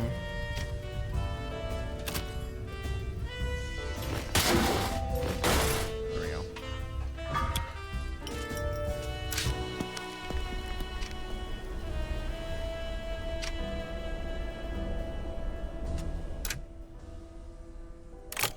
How did I untrack that? Where'd Apollo go? Everyone trickles in. Cress with her squared shoulders, Sophie with her hardened eyes, Luca with his big hands tightly laced together, and Benny with a bouncing leg that won't quit. I rip off the bandage. There's an occasional outburst and question, surprisingly moderated by Apollo, but everything comes out. By the time I'm done, the room's a steaming kettle of shock, fury, and betrayal. Well, that just tears it, doesn't it? We knew the Trust had its people everywhere. Never expected one to be squatting in our bar. Gonna be hard to squat anywhere with a pair of broken kneecaps.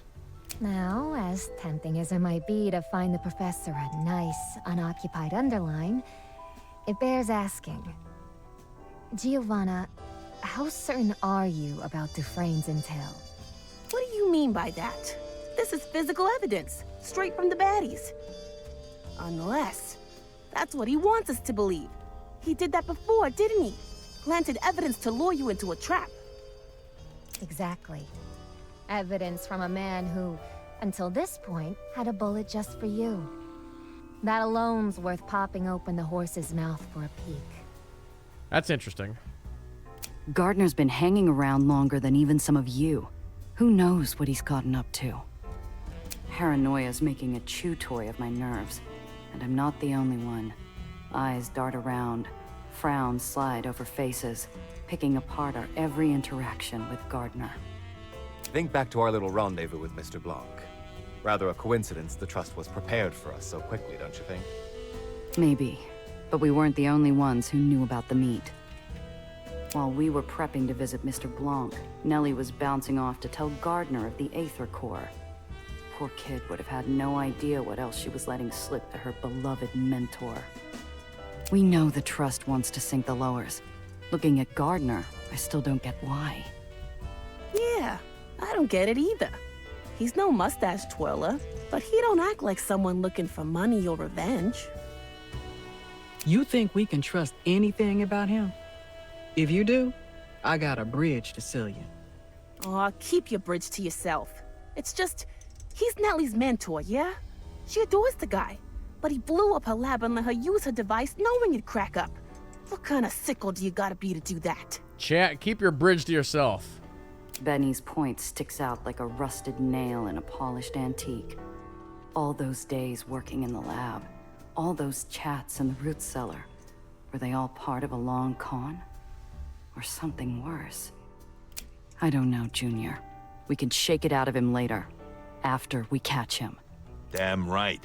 If that bastard's a part of it, I don't need to hear his sob story. We stop him.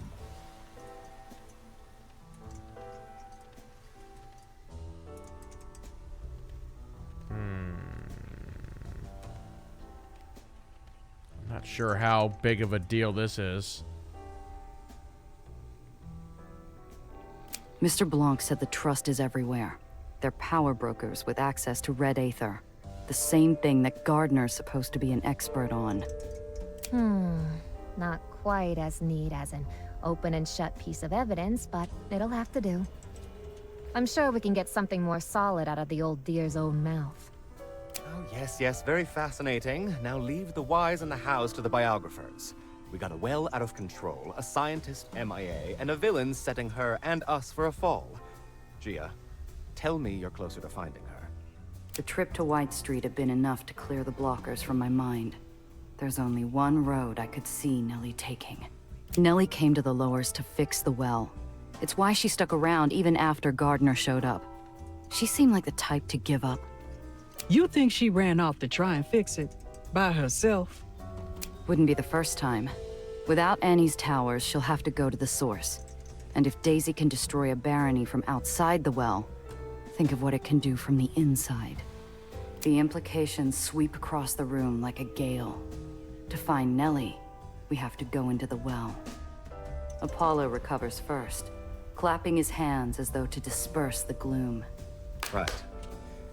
I suppose this would be the part where the old man says, think before you leap, eh? He's not here anyway, so I suppose that falls to me. Anyone want out? Now's your chance. Choose wisely. I feel the world rock beneath me. Like I'm standing on the step to a ferry to who knows where. Once I get on, there's no getting off. Said it before, remember? We're in this to the end, Hollywood. You know me. I'll be there. Besides, someone needs to keep the rest of you flying. Well said. As for me, I've never been very good at quitting. If the well goes off, I can't afford to lose. Diane, everyone, they're waiting for me. What kind of reporter would I be if I sat out of the action? Standing among these oddballs, I'm surprised how natural it felt. It reminded me what it was like to have a reliable crew. That's the spirit. Do what you need to do, then meet me at the root cellar. Drinks are on me. We're gonna go drinking before we do this? That's a terrible idea. Hey, Gia. Settle down a little, will you? You're going to chew through your pencil. There's a line of teeth marks ringing the eraser, each one a physical manifestation of Benny's thoughts. Whatever he's thinking, it's gnawing him up. This about Gardner? Who else? That lying stinking weasel. Just burns me up. That crumb bun was living next door and we had no clue what he was up to. And the worst part is, part of me still wants to shake him down for answers. Make him explain why he did it, what else he was lying about. And if it was all for show, why help teach me how to dance? How are you feeling about our chances? It's called Still blending up for in. the job? Hey, I look like a quitter to you. And if you ask me, compared to Nation's Crusade, my chances don't look so bad. Wait, you seriously believe fixing the well is easier than what happened in Nation's Crusade? Yeah, Nation's Crusade had us fighting on multiple fronts. We were taking on Blacktails, Bucketheads, the Axe herself, and betrayal from within.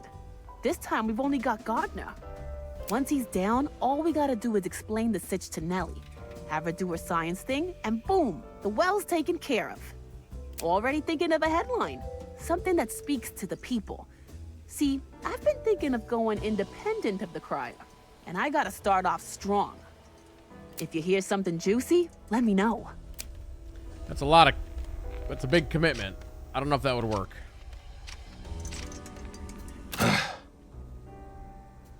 Gardner played us for saps. Still feeling sore about it. Luca's hands flex, taking out on air what he couldn't from the man who'd wronged us. I didn't used to dislike him. Might not have always agreed with his commentary, but he kept things polite. Tipped Thomas well and always seemed to be looking out for Nellie. At least I thought he was. Should have given him something to regret skulking about. You fought a few big matches, yeah? Any tips for staying calm? Tried a little of everything. Breathing exercises, listening to music, working out. Best tip I got was from my coach. Keep it simple and kick ass. Thanks. I'll remember that for when we catch up to Gardner. Maybe I should think of it as consultant practice. You know where to find me. Everybody gets a swing at him. Yes, darling? You didn't pick anything off Gardner? Not even a single tell? Giovanna, darling. Are you asking me if I somehow forgot to mention a traitor? No, but you're sharp. I thought maybe you saw something we missed. I'll tell you this much. He's observant enough to adjust his approach from person to person. He knew to send you when I wasn't feeling myself, after all. You're the gambler. Where do you place our odds? How badly do you want to know? I'd hate to demotivate you before the whistle blows. I'll take my chances. If you haven't run off already, they can't be zero. Well, there you have it. And I didn't even charge a consulting fee. Now, let's talk about something more cheerful. Have I told you of a little proposition I have for the does? Something involving a little sisterly bonding. Take care. All right. I want to briefly go to here. Just double check what you've got in here. Anything new? Ah, there's that. We'll rebuy the dice.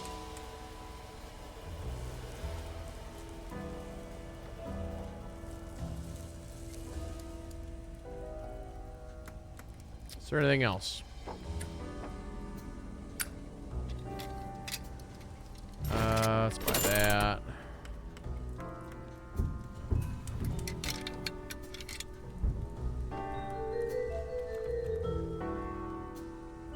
Okay.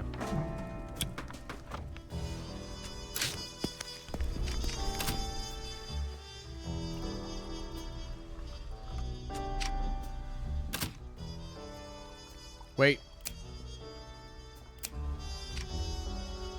Gia? If anyone was wary of Gardner from the jump, it would have been you. Must be feeling some vindication out of it. Not now, Gia. I'd meant to cheer her up, Maybe give her an excuse to say I told you so.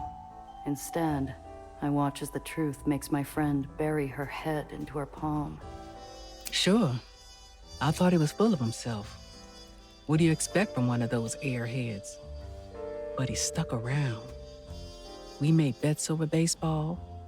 Must have been laughing himself sick the whole damn time. We've come a long way since that prison break. Never thought I'd say it, but I almost miss White Street. Oh, so you're feeling nostalgic now. Then maybe you won't mind helping me take another shot at the Whitecaps later.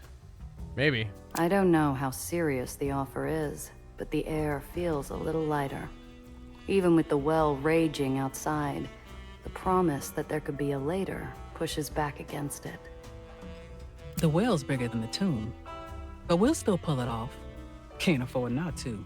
The underground still got plenty of good left to do. Can't leave it all up to Apollo. Both hands on the wheel, yeah? Let me just double check. Yeah? Okay. Catch you around. Miss?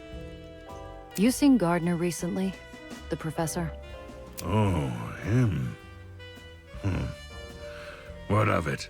Well, I may have let the fox into the henhouse with that one. I'm going after him. I have to make it right. Throg's halfway through tying a bowline, his knuckles even more knotted than the rope he's working. His hands stop, and he regards me with an insistent gaze. You know, he came to me once, this professor. Sometime back now, asking a bucket full of questions. Like you. My face must betray how much I resent the comparison, because Throg puts up a placating hand as he continues. Questions, they're like people, all wanting something different. Your questions, miss, they're fine by me. Him, though, his questions were greedy, casting out one line and hoping for a big haul. Well, I wasn't about to bite, if you take my meaning, miss. What did he ask you about? Don't matter. He got nothing. You go and do what you have to. If I can help, I will. Bye now. I mean, knowing the questions might help, but okay.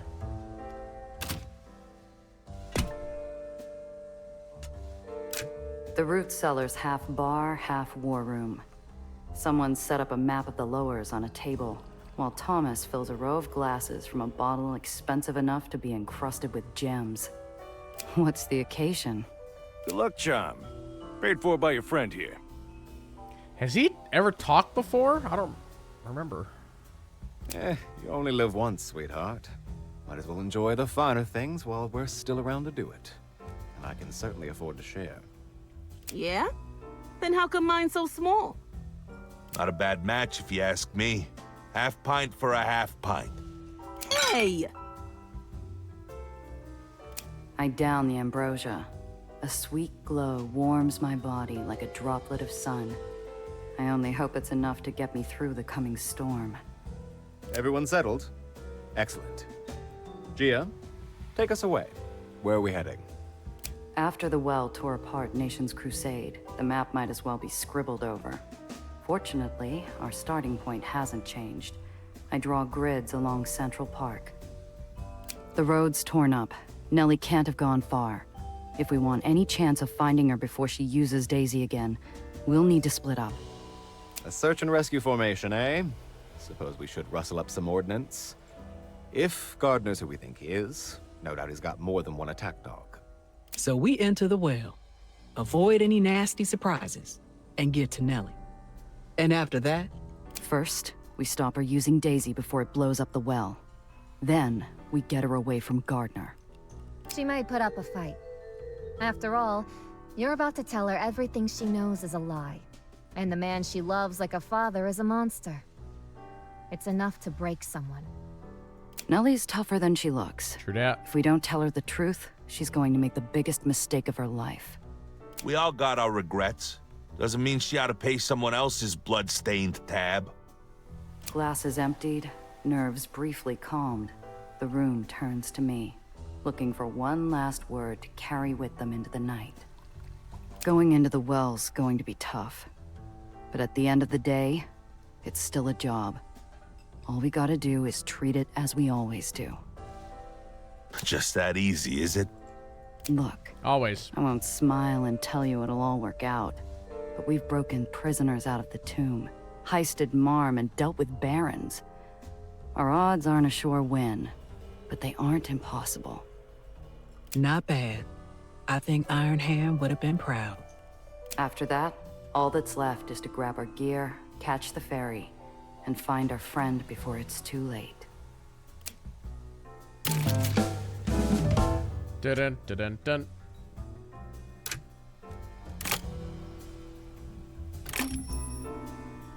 The Last Goodbye. Oh, that's a fun reference. Alright, chat. I gotta jump AFK for 1 second before we finish this. I think we're finishing this. So quick break. Be right back. Alright, here we go.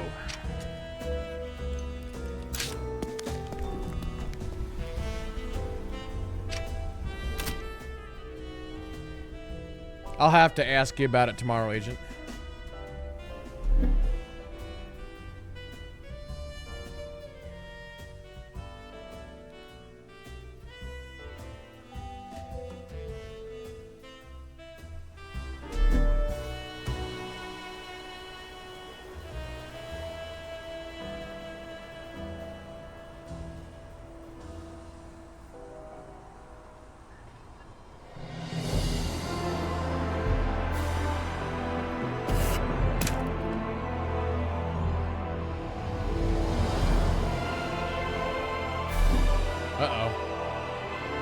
The Well's apocalyptic force has made a hellscape of Nation's crusade, ripping buildings and roads apart in great dark gouts of brick dust and smoke. There's a low, constant roar of tearing concrete. A venomous little voice in my head eagerly points out how the Well has devastated everything closest to it. But I shut out the noise, both within and without.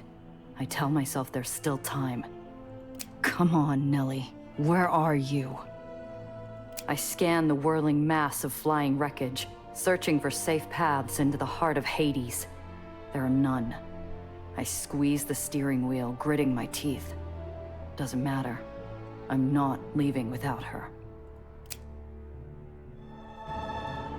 Ahead, the roadway is splitting into jagged, broken chunks, like a tree trunk splintered by a lightning strike.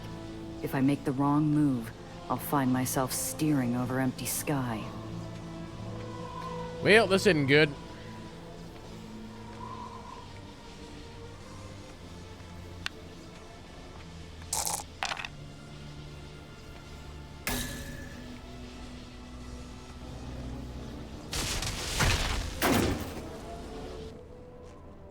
I know the second I stomp the pedal that my ride can't accelerate fast enough to make it across the widening gap. I twist the wheel like Ahab chasing his whale, turning just short of the edge. I narrowly avoid grounding myself, but my ride's engulfed in a sparking cloud of aether discharge that sizzles through the air filters and pulls hacking coughs from both me and my engine. Ahead, the shattered remains of a hotel churn in a spinning funnel of gravitational force, forming a devilish whirlwind of steel, brick, and glass that could rip my car to pieces. Damn.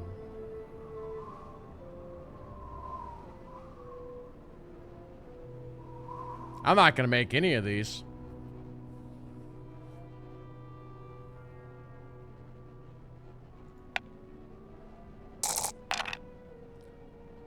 Wow, we almost made that one.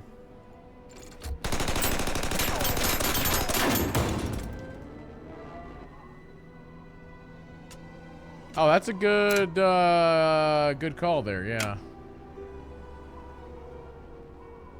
Yeah, I mean, we're not that bad. I'd rather not, well,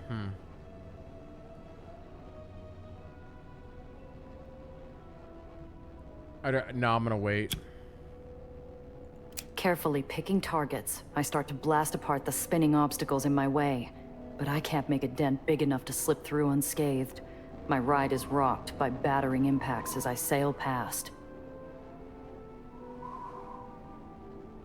Wait, did that give me different information?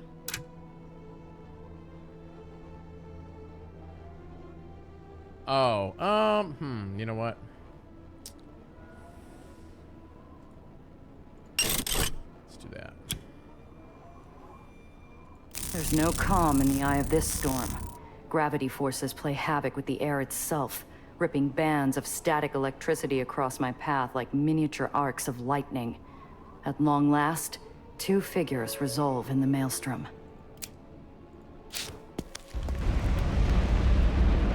Nellie's body is rigid with confused frustration, her platinum curls buffeted by the aether winds as she tries in vain to rouse her mechanical creation. Next to her, a beast dressed as a kindly old professor is entreating her to leave. At the sight of him, I feel a jab of hot fury punch through my forehead like a railroad spike. Oh, I don't understand. Daisy, what's wrong with you? I'm afraid we're out of time, my dear.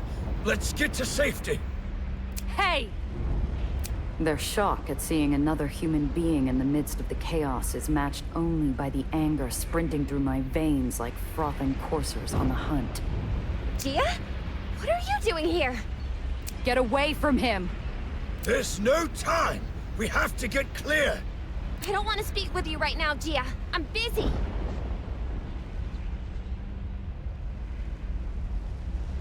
Your machine isn't working because he's been sabotaging it. She's a criminal, Eleanor! We can't listen to her! This grease spot lied to all of us about the bombing at the Institute. He looked me in the eye and lied to me. He was the one who lit the fuse. That's a lie! Dufresne is Gardner's attack dog. It was never personal, Nellie. He was just doing what this spit stain paid him to do. I'd never even heard the name until I met you! I brandish the file folder like a prosecutor making her final damning accusation to the jury. The proof's all here, kid. Have a look at your precious mentor's ring while you're at it. Nellie takes the folder, pinning its pages down against the gusting winds. We both watch Gardner hide his hand behind his back as he sputters an indignant retort. Honestly, are we finished with these theatrics? We don't have time to entertain your flights of fancy, Miss Randazzo. Nellie scans the evidence, dropping loose paper to flutter off like dead leaves.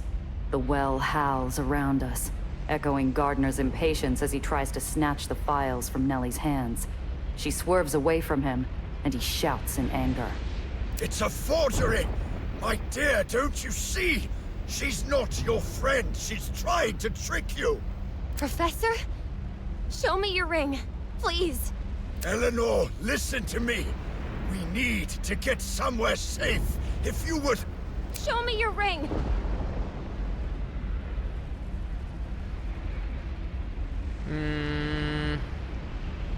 With a flick of my coat, the black aperture of my 7-shot jumps up to stare Gardner right in the eye. His cheek twitches involuntarily. Better do as she says. If we don't activate Daisy, the well will destroy the lowers. Innocent people will die. And I'll scrape the filth off the bottom of New York's shoe. And I'll be celebrated for it. I can't believe this. Professor, please. There must be some mistake. You couldn't have been lying to me all this time. I was. Every word, every moment. My designs are far beyond your understanding. For such a smart girl, you're actually quite stupid. There are mechanisms at work here you'll never comprehend. A line of quicksilver traces through the air as the man-shaped beast whips out an elegant blade from inside his dowdy old cane, like a gleaming fang unfurling out of a cobra's maw. He aims its trembling tip at the base of Nellie's throat, his signet ring glinting in her eyes. I see her pulse leaping in her neck as a teardrop traces her jawline.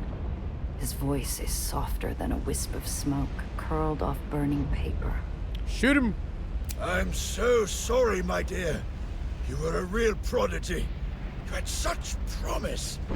This isn't how I wanted it to go. Before I can move, before Nellie can scream, his arms stiffen, and he shoves her bodily off the ledge and into the wide, storm-shaken sky.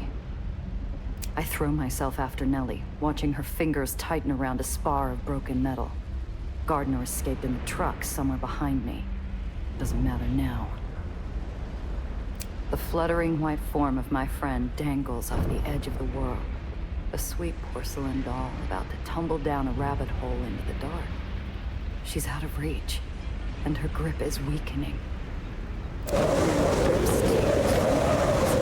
gale screaming like a chorus of banshees around us. I make one wrong move, and it's over. But I don't care what happens to me anymore. We're all smarts, so smarts catcher.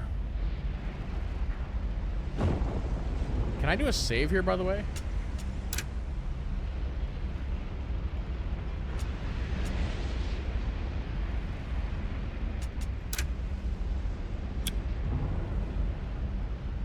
I search my whole scummy life for a solution.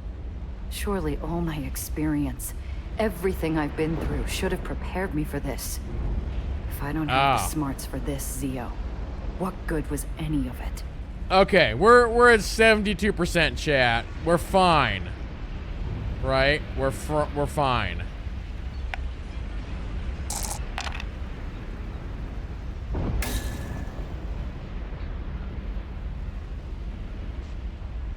We have the lucky dice. We're fine. There we go.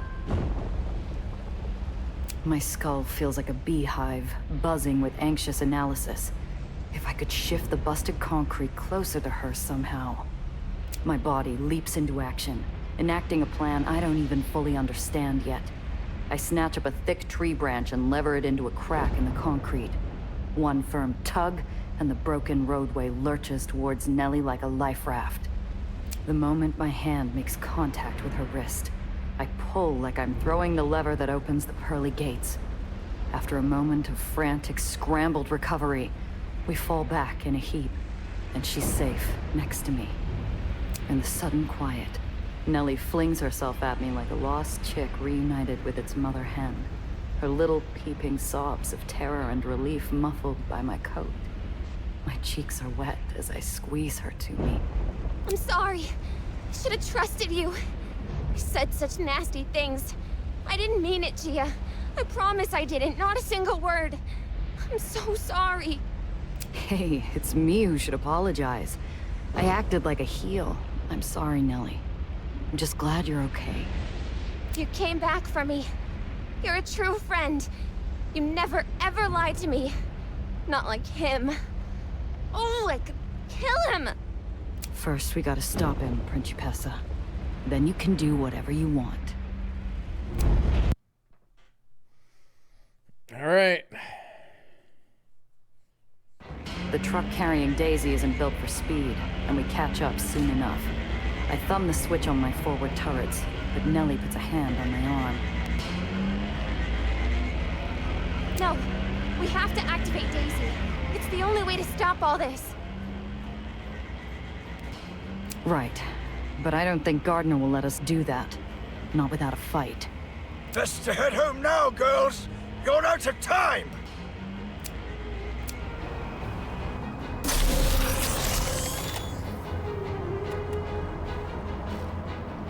Okay.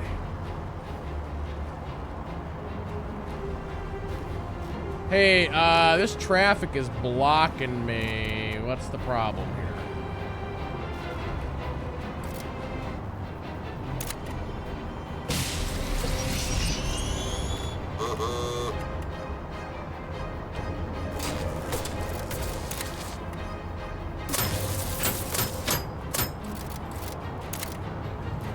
Alright, there we go. Now I'm gonna back up. Alright, I need you nerds to heal a little bit since you were damaged.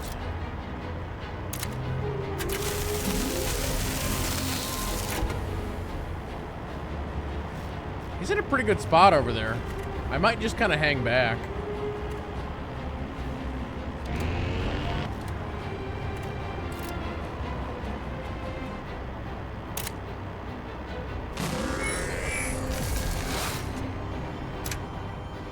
Alright, Luca, we'll have you get up here.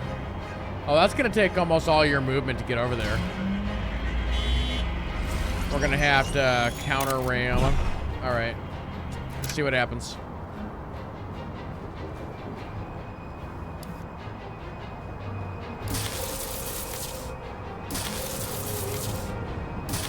Why is there so much traffic on this road? My insurance don't cover this kind of monkey business. You never should have taken the job, Giovanna.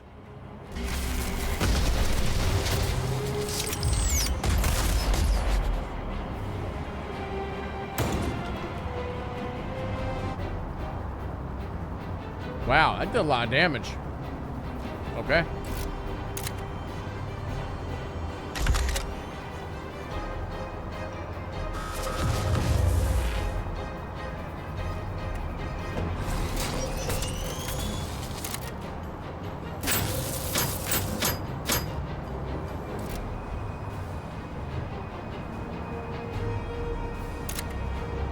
That's only -3. You know what? I actually want to do a switcheroo on you. There we go. Then I can hit you with the other side. And then I want to move myself back, I think. Yeah.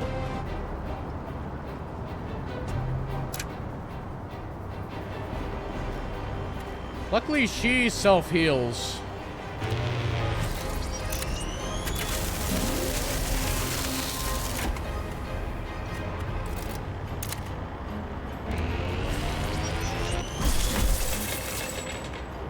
We got him down to 28 pretty quick there. 11. Okay, let's go ahead and back off. Luca!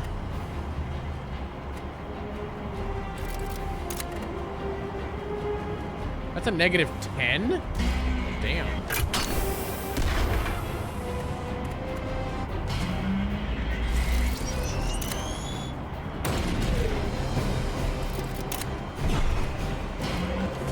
Down to 50. We're nuking him quick.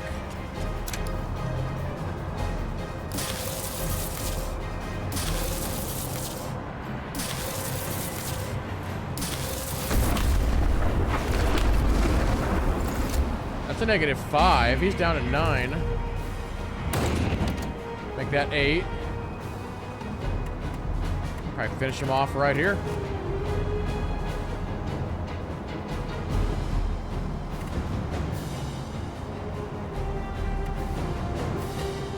This isn't the end, it never is.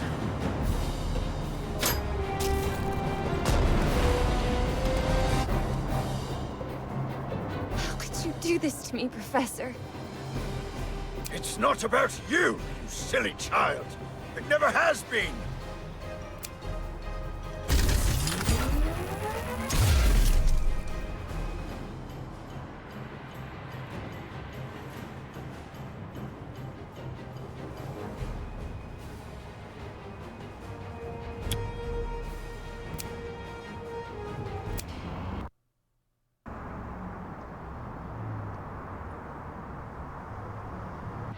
This is futile! You must see that! It never gave me the option to heal. Keep them off me at all costs! Understand? Take them, now!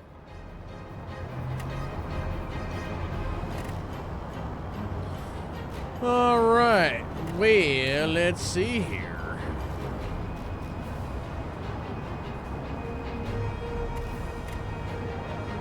I might actually just have us hang back for a second, let them come back to me. Give us a chance, an extra round to heal. It's not a bad idea.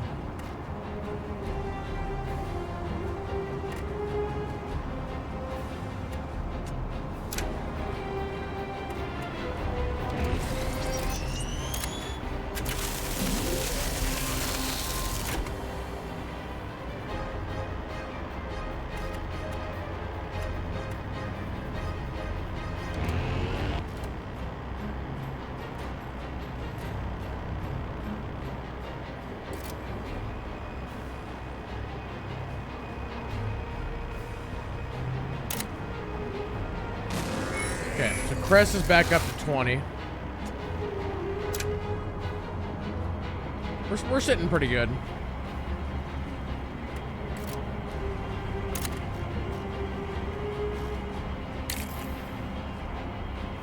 Okay. Yeah, I'm just gonna hang.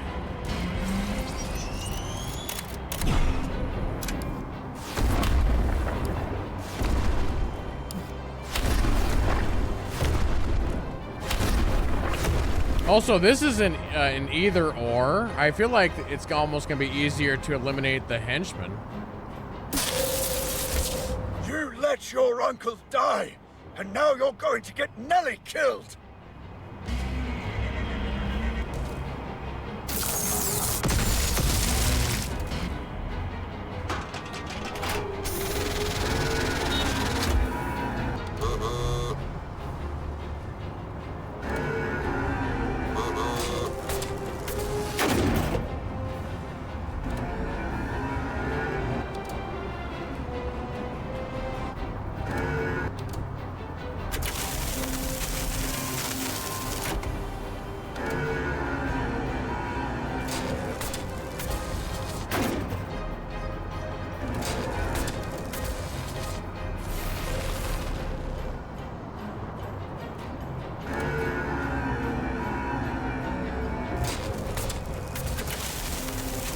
Heal, heal, heal. That's all you guys do.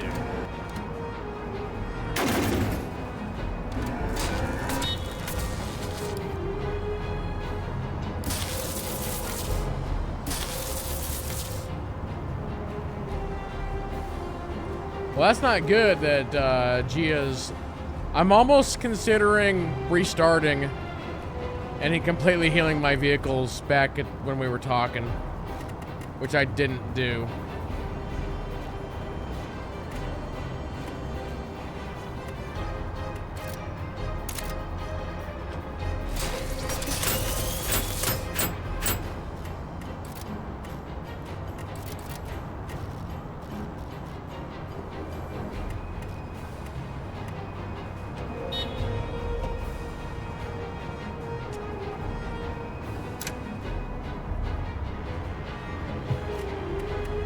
Off fireworks this time of night.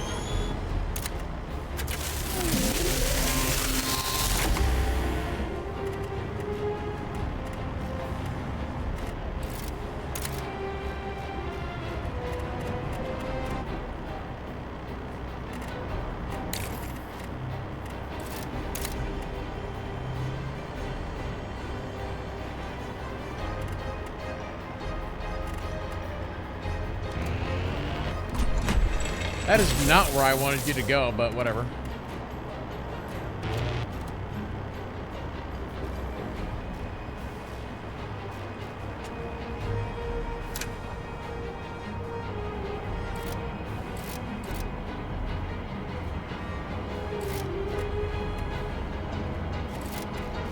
Let's see here.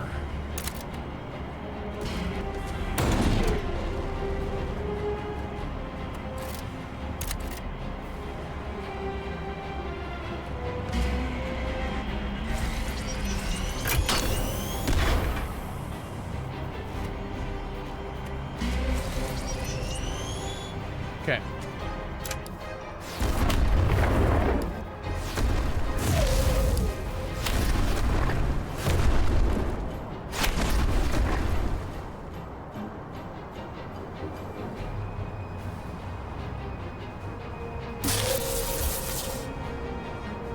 Give it up, Gardner.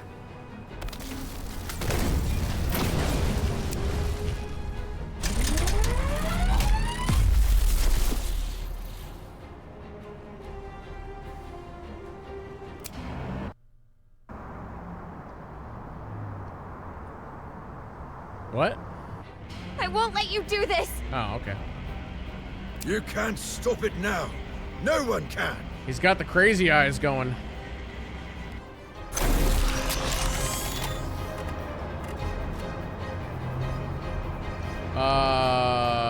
So we're down to just him. Okay. And now he's got 56. Okay.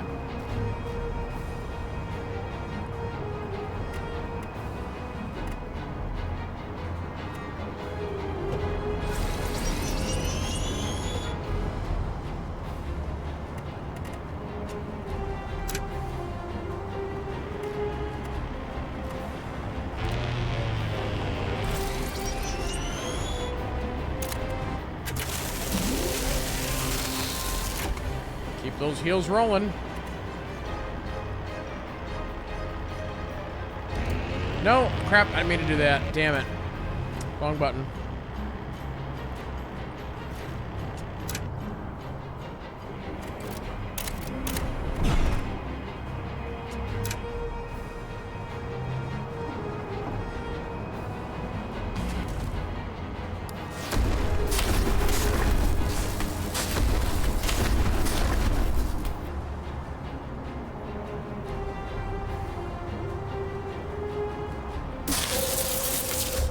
The lowers is beyond saving.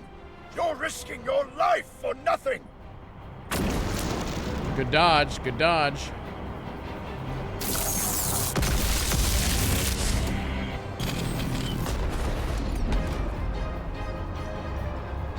Well, this is like nightmare fuel. He has to move. He's in a hazard zone. I'm not.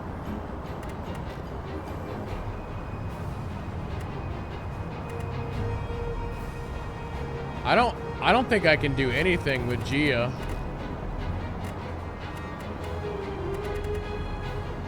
Yeah, there's literally only 3 safe spaces here. I just gotta position all my guys in the safe spaces.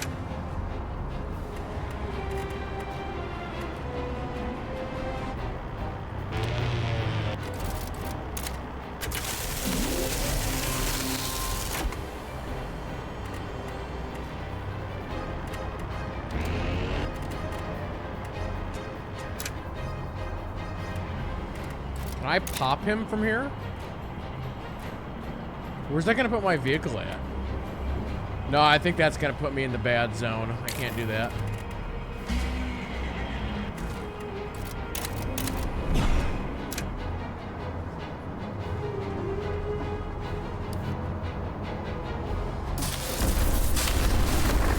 Hey, I'm still paying off this heap. That one hurt.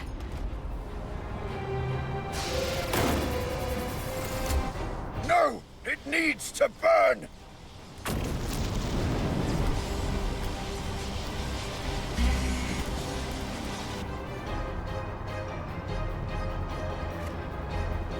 Okay.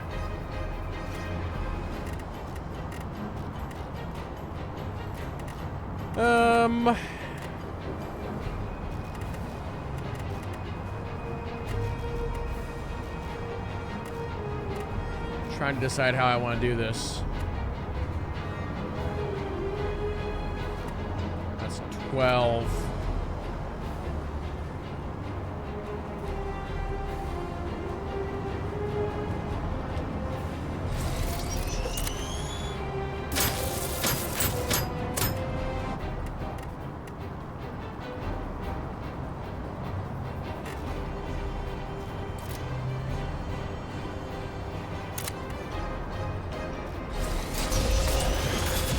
Whoops.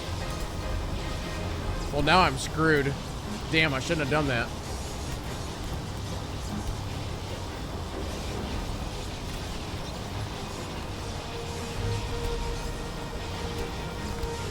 Wish I could go back one turn.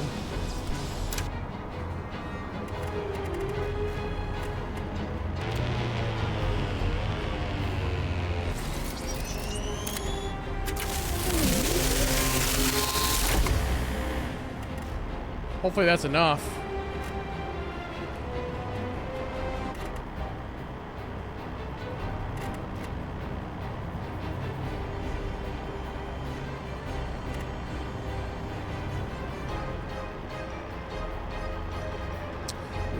Actually, I'm gonna do this.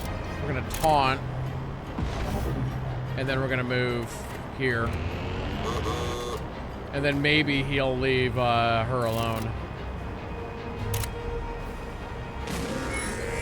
Okay.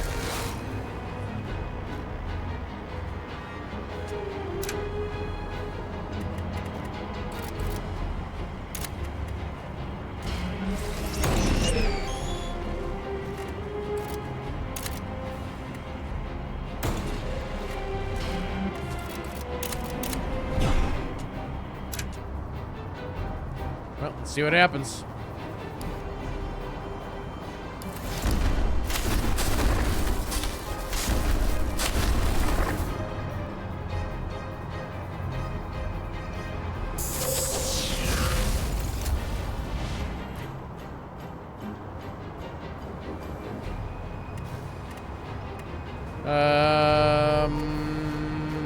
I mean, he's almost...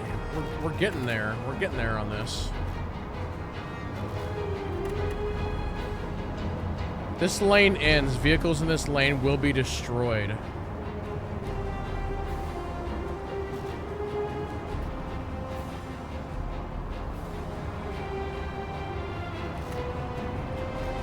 Well, I'm gonna take an ether damage crossing that line. And there's nothing I can do about that.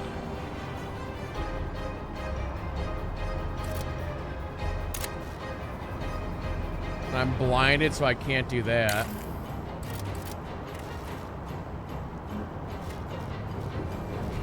Well, I can't move at all?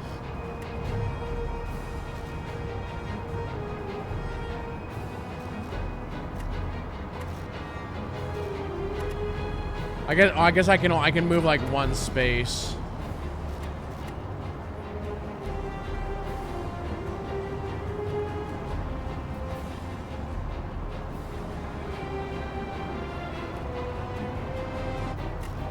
Can we somehow do 25 damage to him and just end it right here?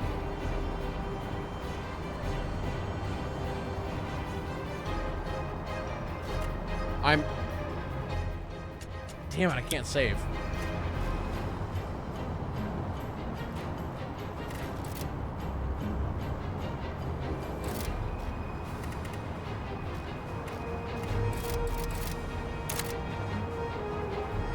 I don't think I can do 25 damage.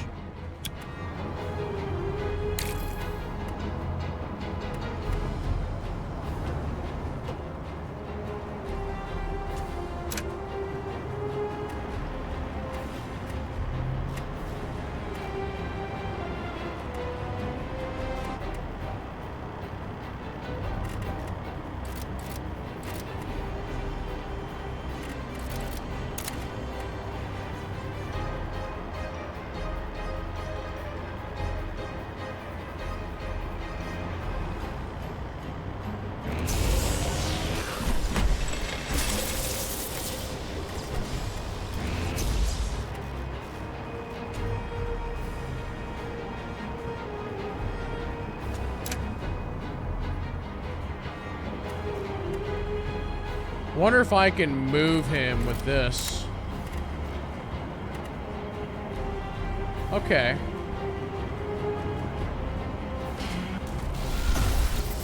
Okay, that damaged him, but it didn't move him.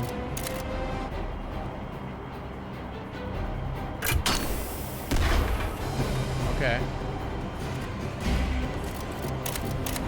Well, let's see what happens. Great balls of fire! My transmission!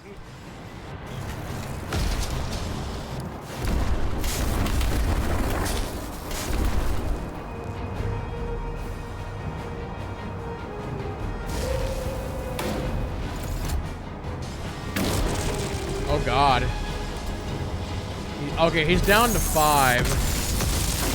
Oh, that's fun. Gia's down to 1.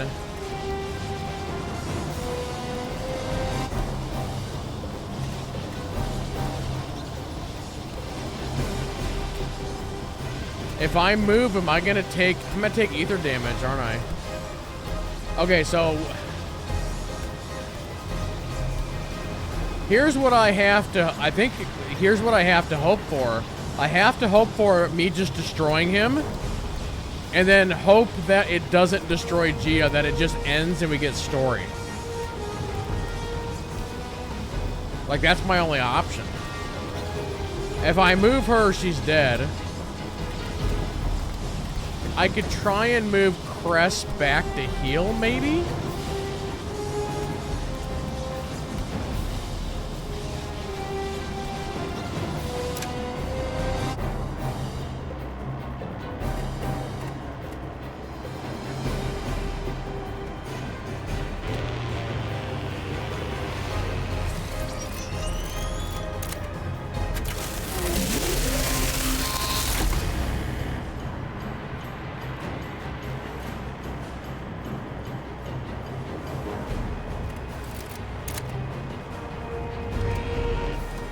gonna debuff him. Hell, I might just try and ram him too. I'm already here.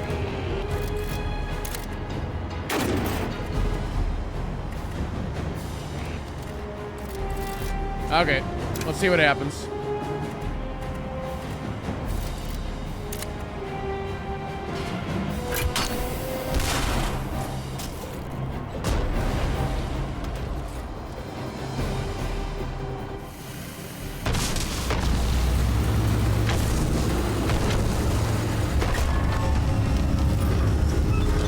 Right on the edge. Okay, we got lucky. It just kicked into story, so we're good. It's over, pal. No! Damn you, no!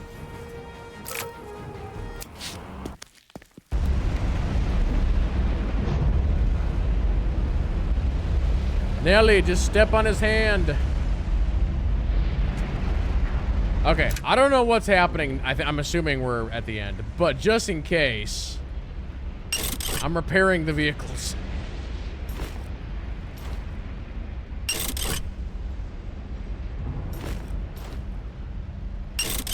Okay. Just in case.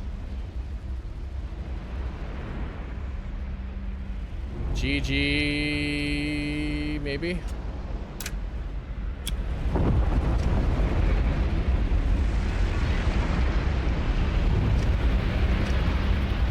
The beast Gardner dangles off the edge of the world, fingers scrabbling at the broken asphalt. Fear pours off his coat like a noxious fume, rank as a line of soldiers. Please! Eleanor, help me! Murderer! You killed my friends! You lied to me! You're the worst person I've ever met. You pisshead! Whoa. You bastard! Language. She seems even more surprised than me at the curses jumping from her lips. But then she juts her chin, seeming to conclude if ever such a wanton lapse of politeness was justified, it is now. I'm slipping! I can't hold on! Nellie turns to me.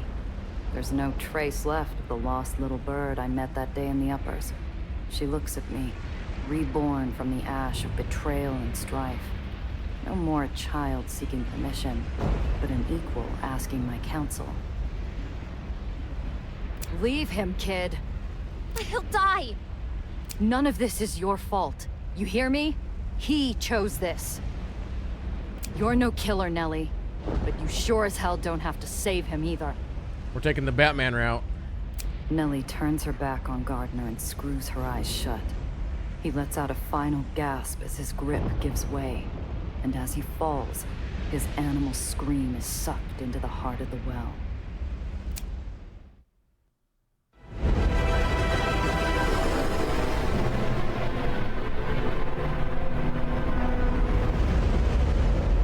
You took a nasty fall. Nellie quickly identifies the poisoned thorn Gardner hid inside Daisy, an innocuous switch strangling the device from within.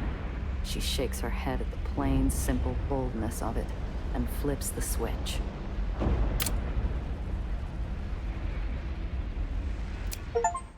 Nellie takes my hand as the well collapses before our widening eyes.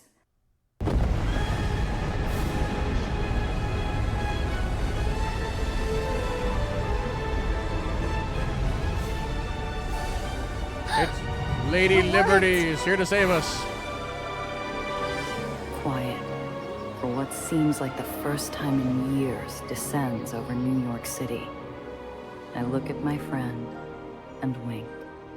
Never doubted you for a second, Principessa.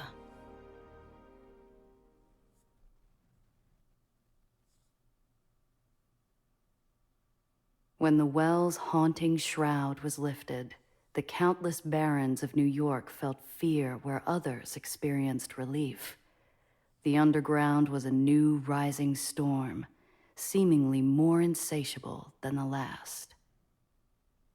Apollo Diamond, the Hollywood revolutionary who toppled barons, now spoke of peace in memory of his late ally, hoping his newfound fame could buy a corner of the city free from a baron's tyranny. In the bustling aftermath, one voice cried hope for all to hear. Our cub reporter had found his own way, starting a newspaper that told stories to inspire action and to foster unity of the downtrodden. Over the kitchen table, Luca continued his lessons with Benny, passing on all he knew about inspiring others and approaching the world's problems with patience and compassion. And from every island, through broadcast or print, Benny's newsies declared the city could be reformed, saved from itself. The people listened, and before long, even some barons began to listen as well. While the people made noise, one corner of the city remained quiet, rebuilding after the well nearly tore it apart. This new nation's crusade, however, shut its borders, closing itself off to the world. But rumors trickled out of a saint who lives there, who rescued the people from the powers of the well, who dreams of building a new kingdom of heaven amongst the wreckage of New York City. Marm was gone, exiled. The old dragon had slunk away into some northern cave with the remains of her horde, and nothing to occupy her time other than messages from home about her fading legacy. The papers cried the end of Dreamland, but in the absence of the Great Queen, her daughters fought not each other, but the decay and decadence that had allowed the barony to rot. It had been Marco's dream to lead the Union in Dreamland, not Luca's. And with the darkness of his brother's death waning from his heart, he remembered what had always been most important: Diane. He passed on the torch of leading the Ledgemen, and then, on the same day, hung up his gloves on the wall in Congress Hall to remind himself of the journey he took to finally find peace. Sophie had given up any claim at becoming a baron, but she hadn't given up on Dreamland. The Does still needed to be held in check, communities rebuilt, and the people given hope. Winnie trailed after her, hollow eyes giving way to a sweet and confident smile. The two rarely parted, and before long, the mousy girl from the gutter was giving soapbox speeches right up there next to Soph. In White Street, the death of General Eli did not bring the peace so many had hoped for. Instead, cliques of officers bound in subservience for decades now saw their chance to seize control. From the ashes of civil war, Lutzko's old guard claimed victory and a new mandate: peace. For the first time in years, infrastructure was rebuilt and wasting outbreaks were squashed. There was hope. I had expected to find Cress elbow deep in some machine with the news coming out of White Street, but instead, I found her alone, listening to an old record and packing her bag. She was leaving. The underground needed her, and she was done carrying the guilt of those who had been killed. People will die again, but better to fight and fail for a better world than stand by safely and watch it burn. I'd stay up at night sometimes, listening to the broadcast as a barony somewhere in the city dealt with an unknown rebel uprising. I hoped she was safe, and that she'd truly forgiven herself. The world had changed. 3 barons brought low, the well gone, red Aether on the streets.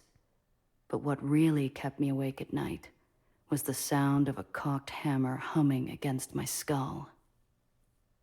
To this day, there's not a crowded street or empty alleyway that isn't haunted by specters of a black hat. I still wonder if those glimpses are my mind playing tricks, or if death finally made a ghost of the hanged man.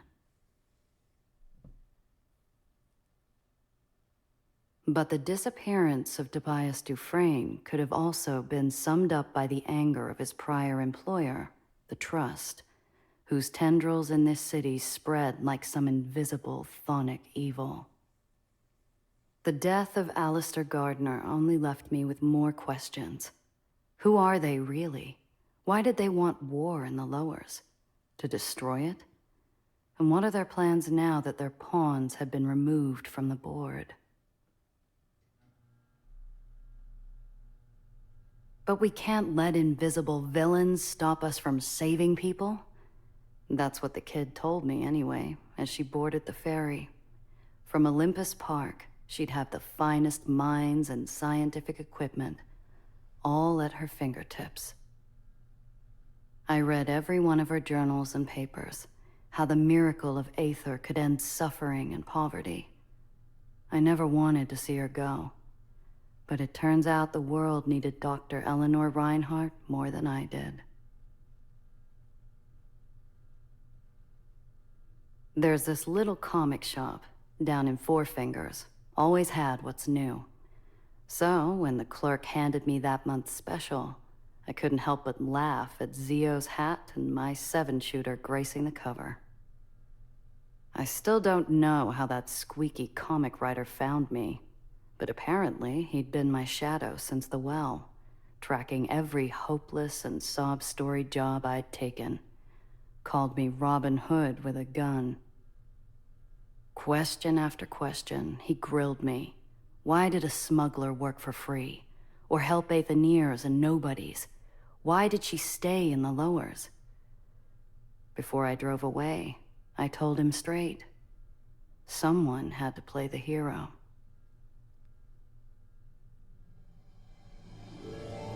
Well, cool, there we go. I would say they did leave that open to where if they wanted to make a sequel, they could. Because we still have the shadowy organization. And something more could come of that. You know, the gang gets back together sort of thing.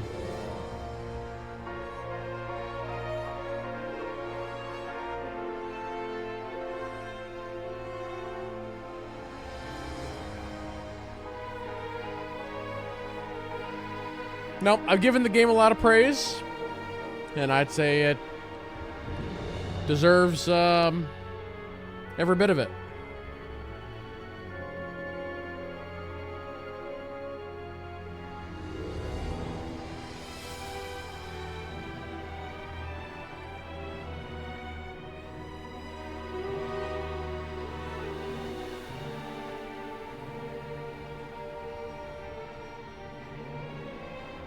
I'll have to write up my review and... Yeah, so JT, you said this was different than yours. What are some of the differences that you noticed?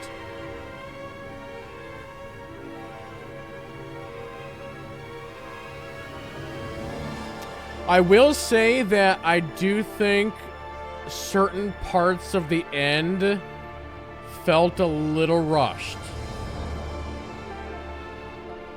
And I don't 100% remember, but didn't they say something about...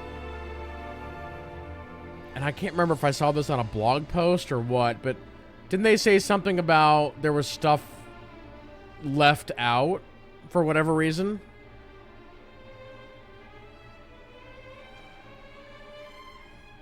Like, I thought it was a little weird that...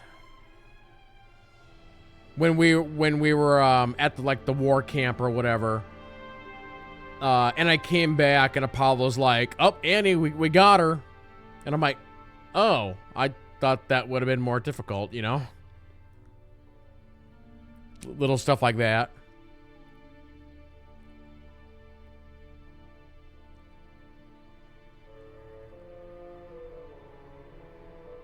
And then I thought the professor towards the end would have maybe tried to conceal his role, like, a little bit better.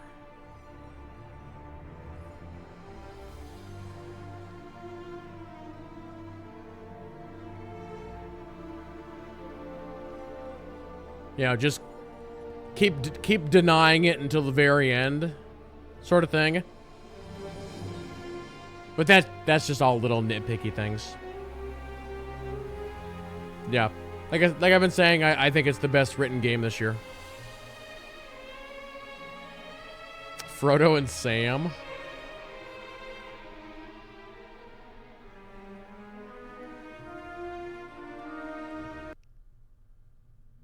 Well, cool.